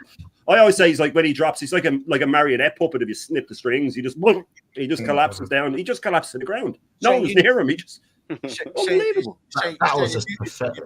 If you go back and look at that passage right there, yeah, I told Lee yesterday. I said what when they was doing the VAR. In my head, I said they're going to give a penalty. They're going to look and say, okay, well the ball hit his hand, but yeah, let's go to before that. Because before that, everybody's going back to that ball hitting his hand. But before that, Odegaard had him, he had him roped up like he was, tying up a hog or something.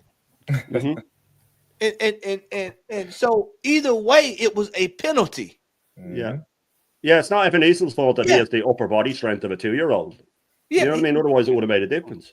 Yeah, because the player, he is absolutely, without a shadow of a doubt, one of the worst captains, and possibly even one of the worst. He is the worst. He's the worst. Yeah, he's the that worst I've ever seen at Arsenal Football Club. I told you, I did laugh yesterday when I said he can't pass gas. Yeah. Hey Matt, he's that bad.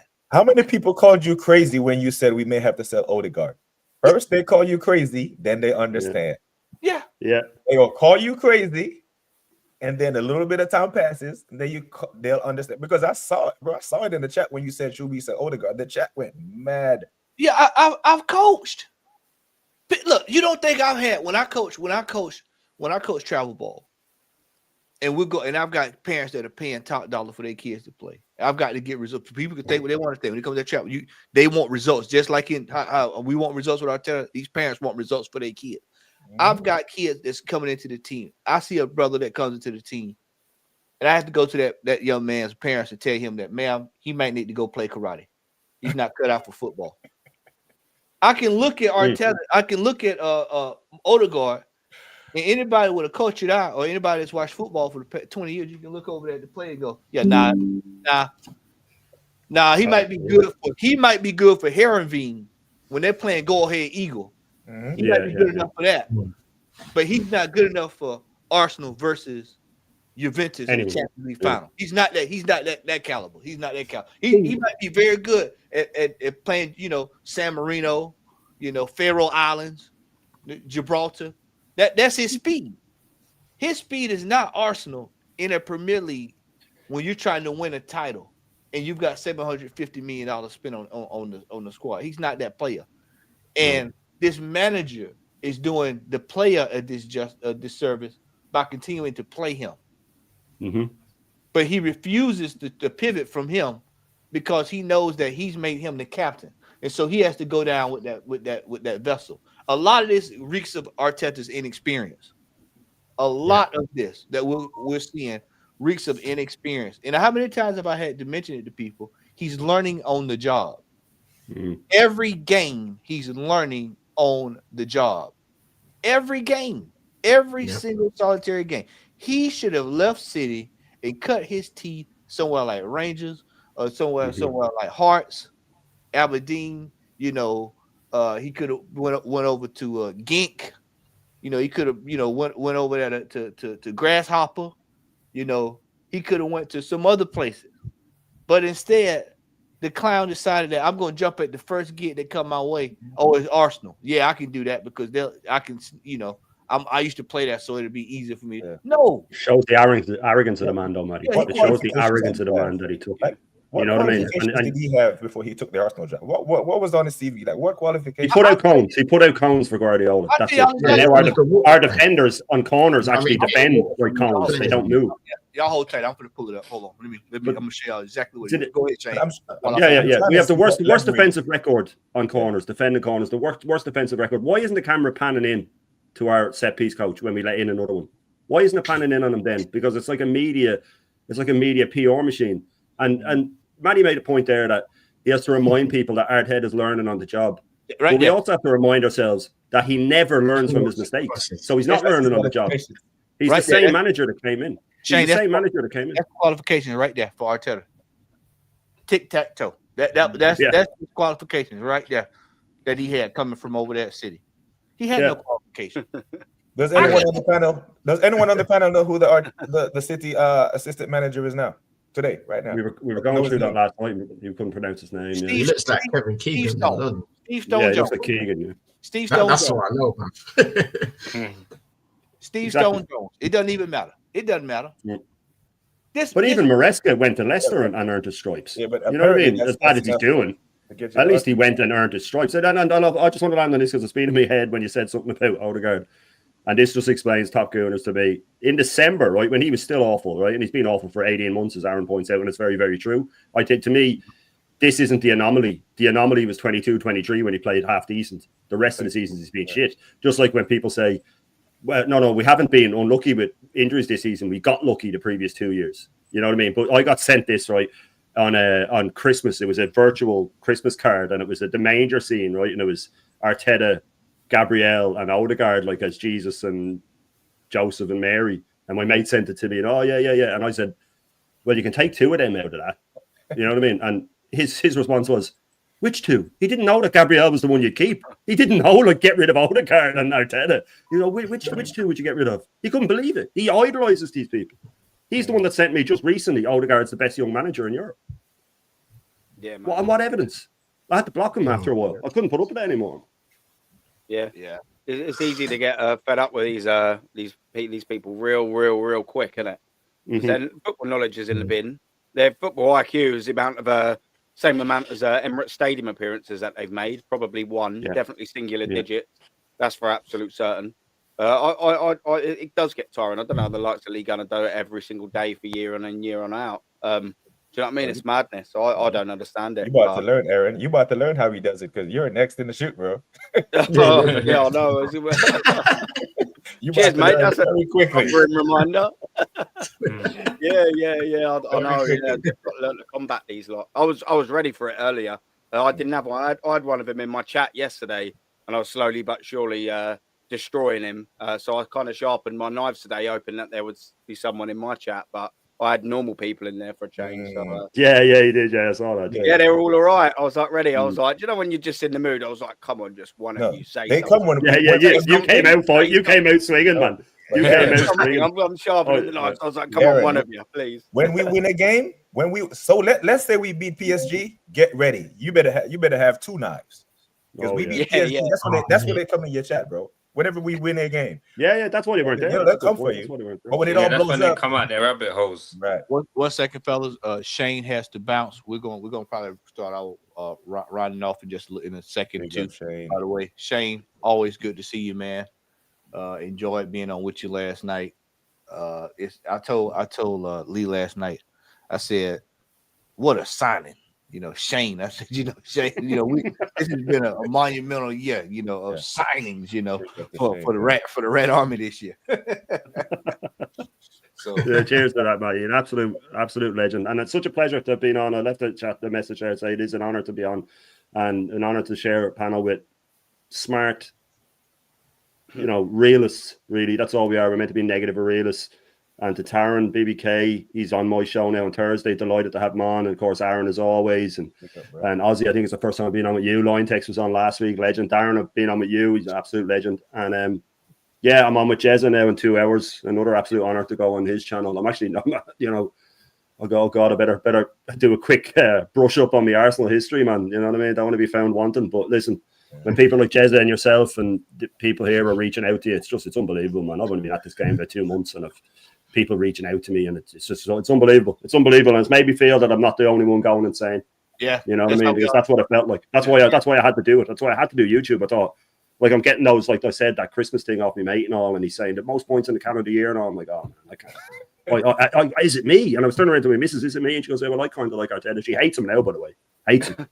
She had his press conference on the other day. She goes, I can't listen to that. And I was like, I turned the top Gooner. Yeah, I turned the top Gooner. Well, listen, I've got the full Irish tomorrow morning, so tune in. And then I'm starting on Tuesday. I'm starting the first 1930 World Cup. I'm going to go through every World Cup each week and just discuss each World Cup because I did each decade and it went down really well. And when the people come in and interact, and then I'm going to be doing the full Irish most mornings now, I think, because it's doing really, really well. But listen, pleasure having me on. Chat's been lit as always. And I'll see you when I see you. Much love. Cheers, guys. Cheers, brother. Love, man. Let's turn on focus to Wednesday night as we get ready to round off everybody. Wednesday's going to be peak. For me personally, man, I don't see where the win is going to come from based off of what we've seen the last several weeks here with this team. Because I am, for one, looking at what I saw yesterday, and I told Lee yesterday, I said that the same way that PSG played is the same way Bournemouth played.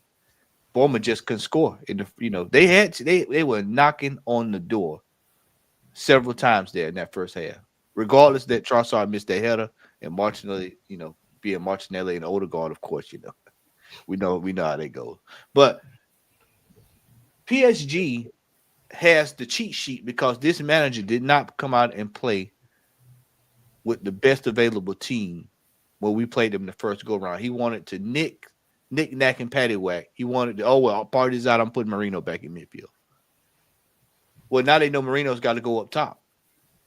Now, if you want to send most of us into to conniptions, let Trossard be up top and Marino be back in midfield again this week. And we'll probably all go into conniptions then. But we know what's going to happen. He's going to play Marino up top. He's going to go with the same lineup he had against Real Madrid. The only problem with that is that Luis Enrique knows that that's the same lineup, technically just about the same lineup without Kai Havertz that we had when we played them day 2. Mm-hmm. So he's going to go back to the tape. He's going to plan for everything that we did, and he's going to nullify it. Everybody talks about PSG set piece giving up the most set pieces. Has anybody looked at how many set pieces we give up goes on? So I expect this. For me, the best case scenario is a draw. That's the best case scenario for me. Would I be surprised if they dropped the hammer on us? Not one bit. Because we've had it coming for a long time. Our Champions League final ended with Real Madrid. Everybody was glad. And I looked around here and I can't seem to see what a trophy is, but there was a trophy. Apparently, it was a trophy given out for beating Real Madrid. I hadn't seen it. Quarterfinal cup. Yeah, what a final. Yeah, a final. And so now this manager has to atone again for another year of failure starting on Wednesday. And for me, needs to be sacked. I've been saying it, and if people want to come on here and watch this and say, well, they're saying sack him because he didn't win the final. I said sack him because he got put out of the Carabao Cup too. He needs to be sacked en masse based off his record at this football club. It's an absolute disgrace. Let's go around the panel. BBK, tell us what you're thinking, bro. I actually see a scenario, and let me just say quickly, like us being in the semifinal of a Champions League. Go to the restroom right quick. I'm listening. Yeah. Us being in the semifinal of a Champions League is fully where I expected us to be based on last year. Last year we went out in the quarters, so this was the bare minimum if we're talking about progression. So this is not an achievement being in the semi. This is where we're meant to be if we're progressing. Out in the quarters this year, the semifinals was the minimum. But actually, let's see a scenario where we're up 2-0 on the night, 2-1 on aggregate, comfortably cruising, and then someone does a bozo, they score 2-2, we go out on pens. Because if we go to pens, we're out. If we do not want to go to pens with Donnarumma when we have David Raya diving 2 minutes early. Yeah. So, like I said before, our Champions League form and our league form has been night and day. But now I actually respect Luis Enrique as a top manager. He has won this competition before. He won this at Barcelona in 2015. He has the advantage. He's a better tactician. I just don't see it. That's me predicting a win is more hope than expectation. I just don't see it.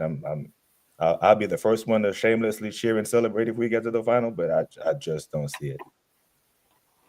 Darren, what you saying, bro? Well, as I said earlier, I think because the pressure's off, I think we might play a little bit better. We've got Thomas Partey back, so that might present them with a few more problems. And the fact that Moreno's up front rather than Trossard might present them with a few more problems. But I think we might, if we're lucky, go 1-0 up. We can get the first goal, we're lucky. But I think because PSG are at home and because our players have not been a tight-knit group for more than, Declan Rice has come in and he's made a bit of a difference to us, but I still think we got inexperience and not enough. If all our players had the mentality of Declan Rice, Timber, Saliba, and the ones we know have got the mentality, but the ones with the Odegaard mentality is where we're going to fall down. And if I was going to predict the score, I'd say 1-1, 90 minutes. I can see us going 1-up and then thinking, we go penalties or we could even get a 2-0. But I actually think then something's going to happen to the referee and we'll be the victims, and I can see it being 1-1 and we'll be out. Yeah. Aaron, what you saying, bro? Yeah, man. Just something that Matty was saying there as well about how much we concede from set pieces in the Premier League only. We've conceded 12 set pieces this season. So, Matty's just come back right on cue. So, there's the answer, man. We've conceded 12 goals from set pieces this season. That's not good enough. Like we said, I thought we was a set piece kings. They've dried up going forward, and I'll tell you what, they're in a hurry to come back and be conceded at the other end. They've gone down one end and come at the other end. Yeah. That's not good. That's not good. Like, whoop. It's no good. Like our defence, I thought, what happened to that being the best defence in the league? What's happened to that? Because I'll tell you what, I can tell you statistically over the last 2 seasons, the defence has got worse. I can tell you that. That's an absolute fact. Listen, man, big up Rashid. I'll have to shoot after this, but before I do, Wednesday night, I don't think we're going to do anything there. I'm with Matty. You know, I can see us maybe stinking a draw out, probably because they're going to allow us to more than we will effort-wise and smash them down. I think they'll probably allow us for a little draw because they can do that. But I wouldn't be surprised if we lost 2 or 3-0 at all. When the question I'm going to leave with is, when does this stop being enough? When are we going to go into games with expectation rather than hope? Do you know what I mean? It's something that you said, BBK, and you're right, mate. Big up to you as well for that. We're just going in hoping all the time. Oh, I hope that we can get to do this. I hope we can do that. But the last time we had any sort of form of expectation, the 3 behind me, Campbell, Vieira, Bergkamp were in the field, where you're going into every game and thinking, we got this, no problem. And every loss or every draw was like, Jesus Christ, I can't believe what's happened there. I'm expecting to draw or lose now. But if we win, I'm expecting it to be ugly, falling over the line. When I'm not expecting to batter teams at all. And I'll tell you one thing, I'm not expecting us to go through on Wednesday night as much as I'd love to. When are we going to stop hoping?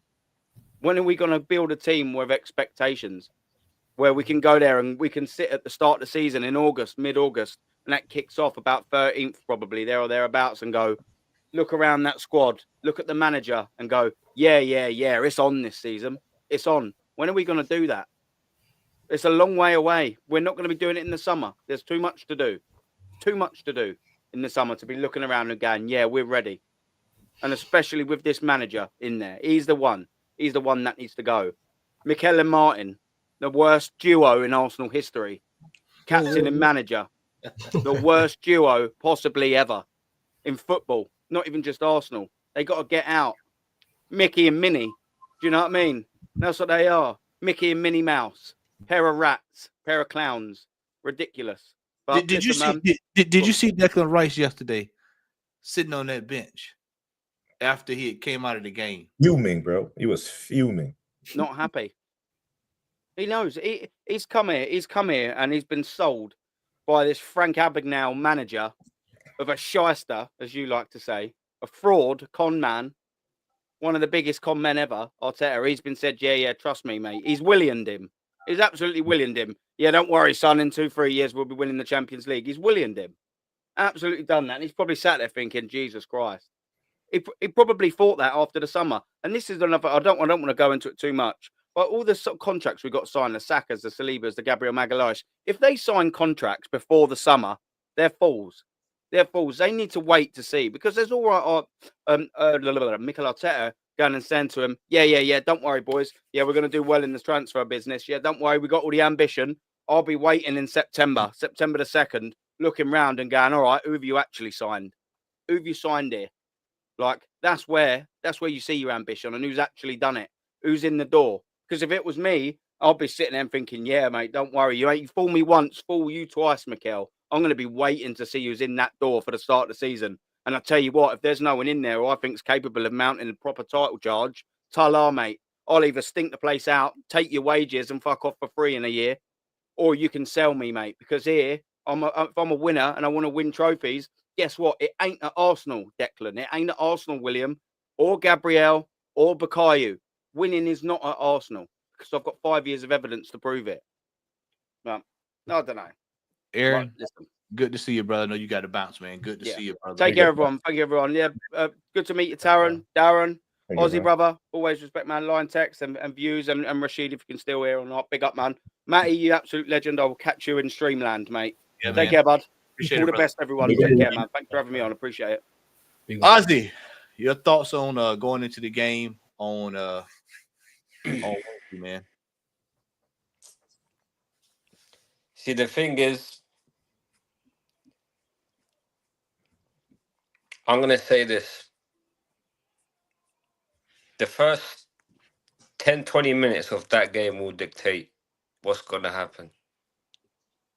Because the one thing that gives me a little bit of hope is this PSG can get got at. Yeah. But the thing is, you gotta be in their faces. You gotta put the pressure on. You know, like that Villa game that they played, when Villa came out in that second half and, you know, was pressing them. they could have overturned it, but obviously the damage was done from the first leg and the first half of the second leg. That's the one thing that gives me a bit of hope. But if PSG score, then it's done. I don't see us doing anything. You know, the thing is, all this money spent, all the signings this manager's made, there's no game changes. There's no game changes. You know, I don't think even a Rice free kick can save us this time. No set piece is gonna save us this time, because when we scored when have we scored well, apart from the free kicks obviously, but you know, the crosses from Declan Rice and Saka, you know, when was the last time we scored from one of those? So all these things that people were saying, oh yeah, the set piece, they concede in, blah blah blah. I don't see. The thing is, this team doesn't have the minerals to capitalize on teams' weaknesses, and we don't have a tactician that looks at teams and goes, I'm gonna set up in a way where I'm gonna expose the weakness. No, he just plays his game and hopes for the best. So the evidence is there to see that I'll probably give it 30% chance, if I'm being honest. Yeah. Possibly, yeah, about 30% chance. I said 20% initially. I said about 20%. So yeah, I could actually see it. Like I said, that you know, if somehow we turn up and we're in their faces, I think we can do something. But if we sit back then and let them come on to us, then it could be a long day.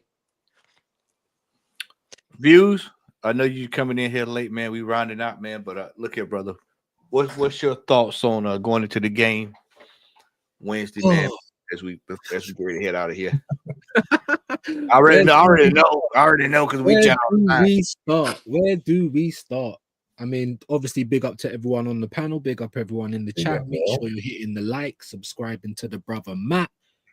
And I just, since Tuesday, I've been in the twilight zone, Matt. You know what I mean? I've literally, I have to pinch myself every day. Like, is this really what's going on? You know, me and BBK, we've had little words here and there because I go into his live and ask him little questions, and we've been disagreeing on some things, agreeing on other things. And for me, the biggest alarm going into the biggest game of the Emirates era is how flat we've been.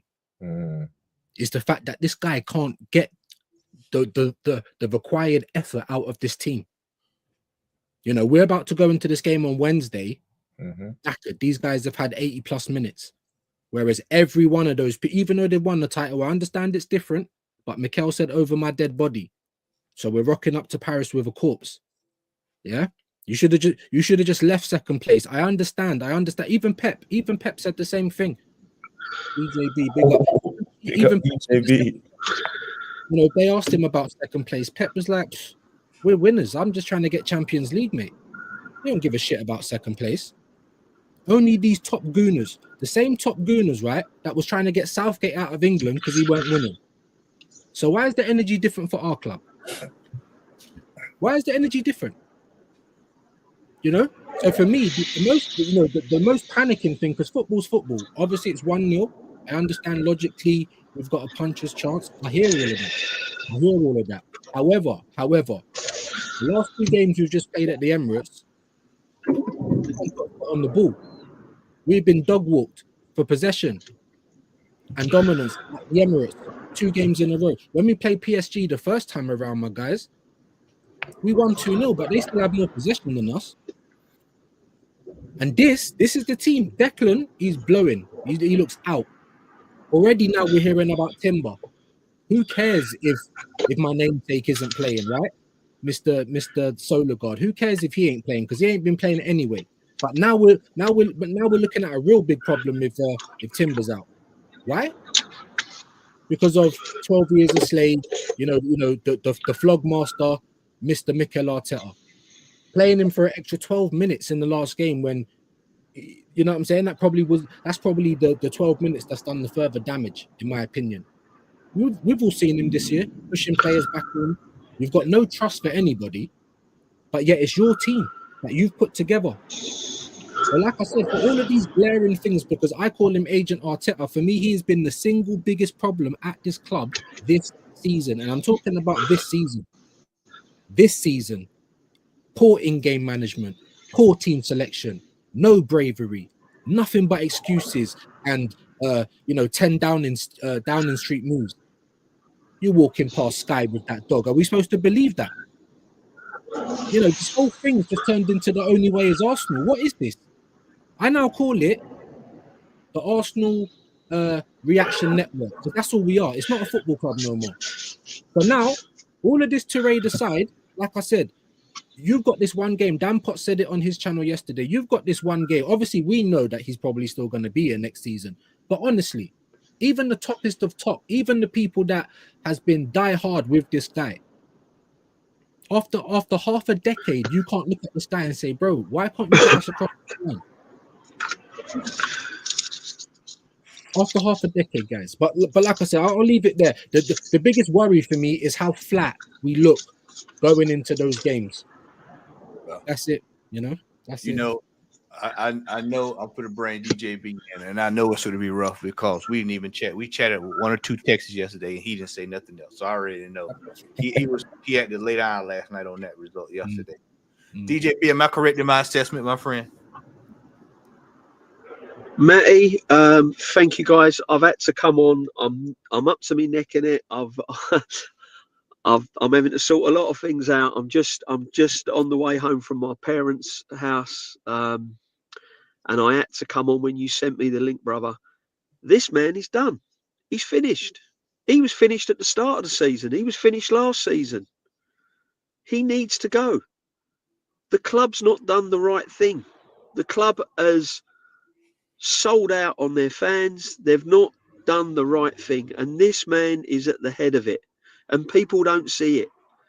I see it on streams about I've never seen them. It's the best game I've ever seen at the Emirates, Real Madrid. So what? It's done. One game. Time to move on. That's history. Finished. What's next going forward?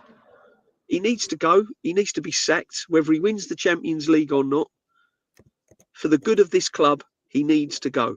Long-term damage is being put in place for this club. And I said it on a stream back in December.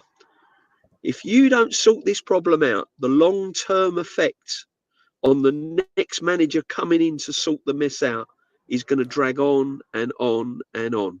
There's a wage issue. There's players that are on wages that are too high. There's players that are getting paid and they're not good enough. They don't warrant the wage they're on. He's paid over the odds for players. Players are out of form. This has been going. This ain't a new thing. This ain't recent. This ain't Bournemouth recent. This has been going on all season. We have been poor all season. We're in a false position. We've been in a false position all season. Second in the league is false position for this football club. If Man United, Newcastle, Man City get their act together, we wouldn't be in second. Look at it now. Look at Man City, 3 points behind. Yeah. Go back and see how far they were behind in December, in January, in February. 3 points. Manchester City, the worst season they've ever had. 1 and 13. But do you know why they're 3 points? Do you know why they're 3 points behind, guys? It's because they've got a manager that has looked at the situation of their club. He's now changing the format. He's changing the way they play. No one's noticed it. Mm-hmm. But he's changing little things here and here, the way Man City play, because he can see. He can see by playing the same way, he's not going to get Man City trophies. This manager at Arsenal plays the same way. Look at what we saw yesterday. Full team. He's gone out there with a full team. Full team. Were you at the game yesterday, JB? Were you at the game yesterday? I couldn't go yesterday, Matty, because I'll be honest with you. I live in a low-rise flat, and upstairs had a flood, and it affected my flat. So I've had all sorts to sort out. I've had no electrics. I've had nothing, no shower, no nothing. But so I've had a lot to sort out. But trust me, I was listening to it. I was watching it bits and pieces, and I watched the game back. I got a report off my son that went. And it's just unacceptable, man. The reason I asked is because I heard there was a few bust ups yesterday at the game. Yeah, apparently so. That's what I got told. There was a few bust ups at the game. The stadium's dead. Why is the stadium dead? Why is there lots of seats available? Because this man has caused the problem. There's nothing to compete for anymore. This man has caused the problem. That's why the stadiums are empty. Listen, get it. This is not a personal vendetta. Give him the same money to do on Zubamendi, who's probably no better than Pablo Vieira. Don't they learn from their mistakes? They're not going to learn, because the problem is, right, the situation I'm in now, right, and this is not a personal vendetta, and I'm not flip-flopping backwards and forwards on similar results. I'm not taking a one-off result and going, oh, suddenly the world's rosy. I look at the bigger picture, and Matty will tell you, and Matty's been saying this as well.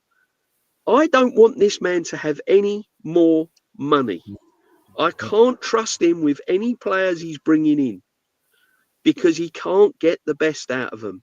He plays one way. His system that he plays is one way. He can't adapt to nothing. His in-game management has been found out. His process has been found out. The money he's spent's been wasted.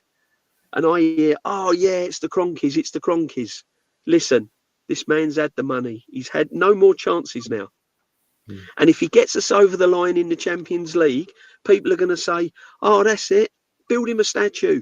Give him another 3 years. For what? For what? For coming fifth, for coming sixth, for coming seventh, not winning the Premier League, and he gets a pass because he wins the Champions League. He gets a pass so he can do what he likes from now on in. This man is bigger than the club, and it's dangerous. When anyone is bigger than the club, it is dangerous territory that you're going down, brother. It really is. And this man is bigger than the club. They need to pull it in. They need to see for what it is, and they need to get him gone straight away. Honestly, it's a shambles. It really is. Let me say this. This manager has to be gone. Berta has got to come in. I am praying to the good Lord above that Berta pulls the eject seat on this man, because if he does not, what JB just stated, the man is becoming bigger than the club. I told Norski Friday, because I talked with him when I was driving to work. I said, "Do you realize Arteta got more power in this team, in this club than Herbert Chapman?" I said, "Do you realize that he has more power than Herbert Chapman?" Arteta can do no wrong in the eyes of some of these fans. No wrong. And since this is my channel, I can cut loose like I want to. I'm going to say this. If they had shit sandwiches on sale with 2 slices of bread, you'd have people lined up around the block to get a sample. Because that's how much they love this man. Mm-hmm. They love this man more than they love their family members. Yep. They love this man more than they love their own family members. Ain't hadn't won anything. Nothing. Hadn't won anything. I love when Brother Views use the half a decade analogy, because when we say 5 years, but when you say half a decade and make it hyperbolic, I love it. I absolutely love it, bro. Because for every one Lee Gunner, for every one Matt, for every one DJB, bro, there were 1,000 egals, bro. Mm-hmm. For every one of you, there was 1,000. That's the frightening thing, my friend. That's the frightening thing. And bless up to everyone, Matty.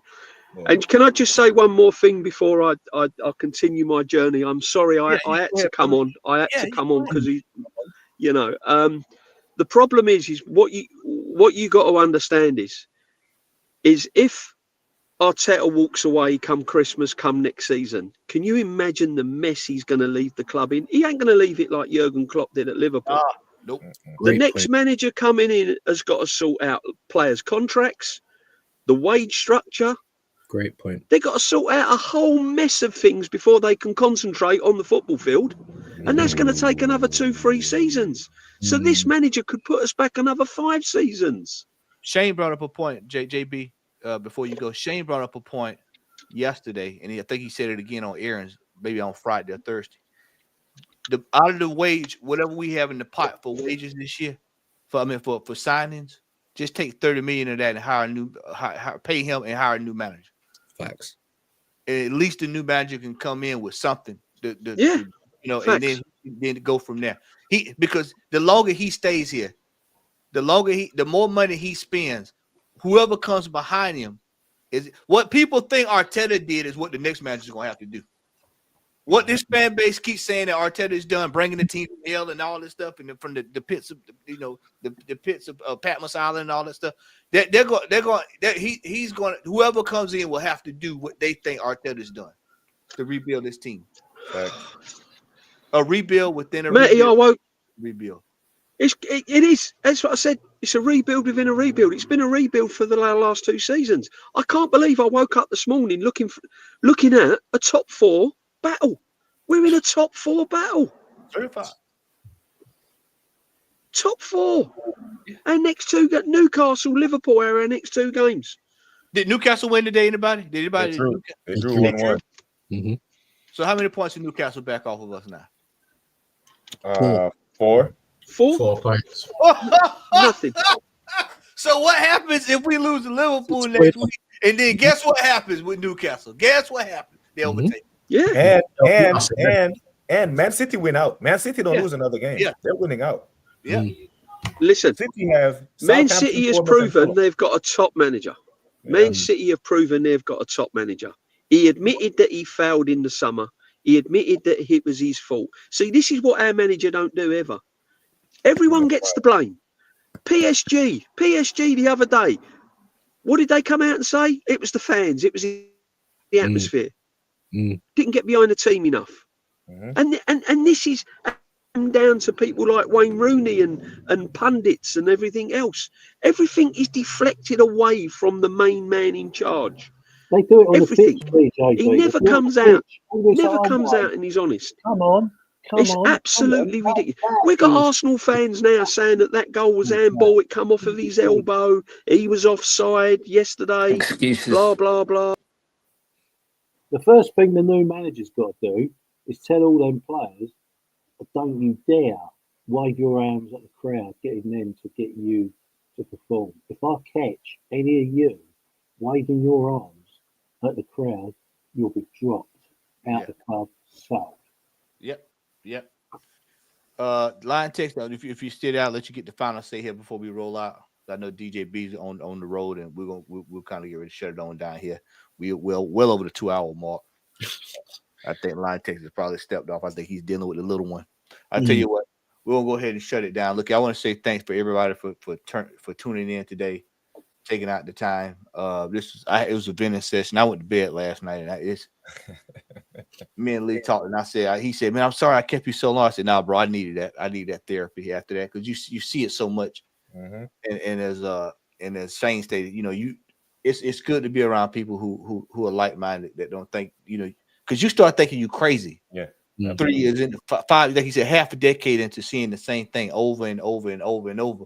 I met Darren, and when I met Darren, we was talking about balling a title. Then here we are 3 years later, and we still talking about balling. Same thing, same exact thing. I met Aussie. We were talking about balling, and here we are talking about balling again. Line Tech. We were talking about balling in the league, balling it again. Views. We started beginning of the year. Beginning of the year, still the same thing. Looked like the beginning of the year. Yep. BBK, I met you a few months ago. We was in the muck in the mire, and then guess what? We in 4 or 5 months later, still in the muck in the mire. Yep. And if we keep him, we'll be doing it again next year. Doing it again next year.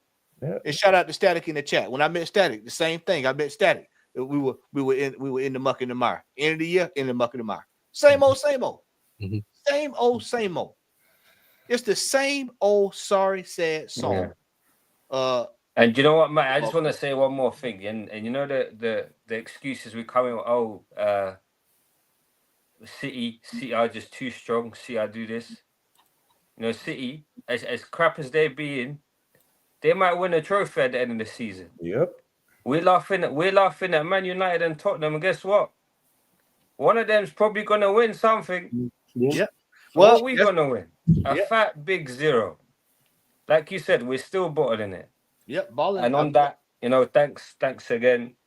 It's been always a pleasure chopping out with you guys and like-minded people. You know, sometimes, like you said, you know, you kind of sit to yourself, you think, you hear all this noise and you think, man, am I the only one that's drinking a different Kool-Aid here or something? You know what I mean? Is my tap water different or something?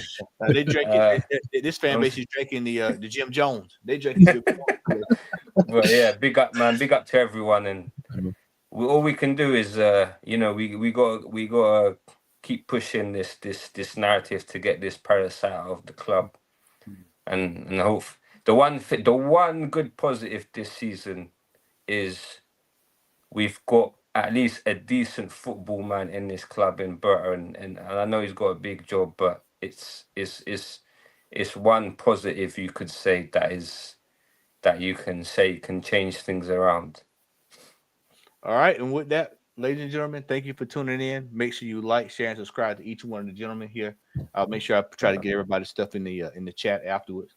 For those who wanted to come on, it couldn't. Hey, it's all good. JB, thank you for taking out the time to pull over and chat. Hope you get everything sorted out. Aaron, thanks for coming through. It was great to see Warren today. Hadn't seen Warren most of this year, so it was great to see Warren, catch up with him. And let me hold on before we do that, because I want to redirect, because I think Jez is about to start. Jez is about to start in just a little bit, so y'all just hold tight. Let me make sure I got that right. Make sure I got that right. If we start now, let's see. Let's see history and more. Y'all just bear with me here. Okay, no, he's at 1:30. Okay, he's at 1:30. So yep. Don't forget, Lee, Kenny, and Aaron and Shane will be on this afternoon. Oh, Line Text is back, but I'll say this, that over at Jez's today at 1:30. Well, 1:30 p.m. East my time, and I think that is 6:30 UK time. So y'all make sure y'all go check that out. Line Text before we go. Give us your final thoughts, brother, and we'll close out on you. Yeah, man. In terms of Wednesday, I could see it being a 1-1 draw. And the funny thing is, it will probably end up scoring first, just to like tease everyone and say, you know what? Oh, there might be a chance that we come back, and then they just sucker punch us, bro. You know what I mean? So, yeah, I could see us going out on Wednesday. Unfortunately, people, you know what I mean? But that's just the reality. I'm not going to lie to you lot. Get me? We've got a scumbag of a manager, and these players are not up to it. So that's what I think personally. But yeah, and then the season's just gonna fizzle out, man, like it always does. You know what I mean? With nothing to play for, same old. To be honest, I just want it to end, fam. Yeah. To be honest, I actually just want it to end. I'm just bored of it now, proper bored of it, fam. You know what I mean? But big up to having me, though, Matty, man. You know what I mean? I didn't realize he was even doing this show until I came back from the gym, and I was like, raw, shit, I got to jump on.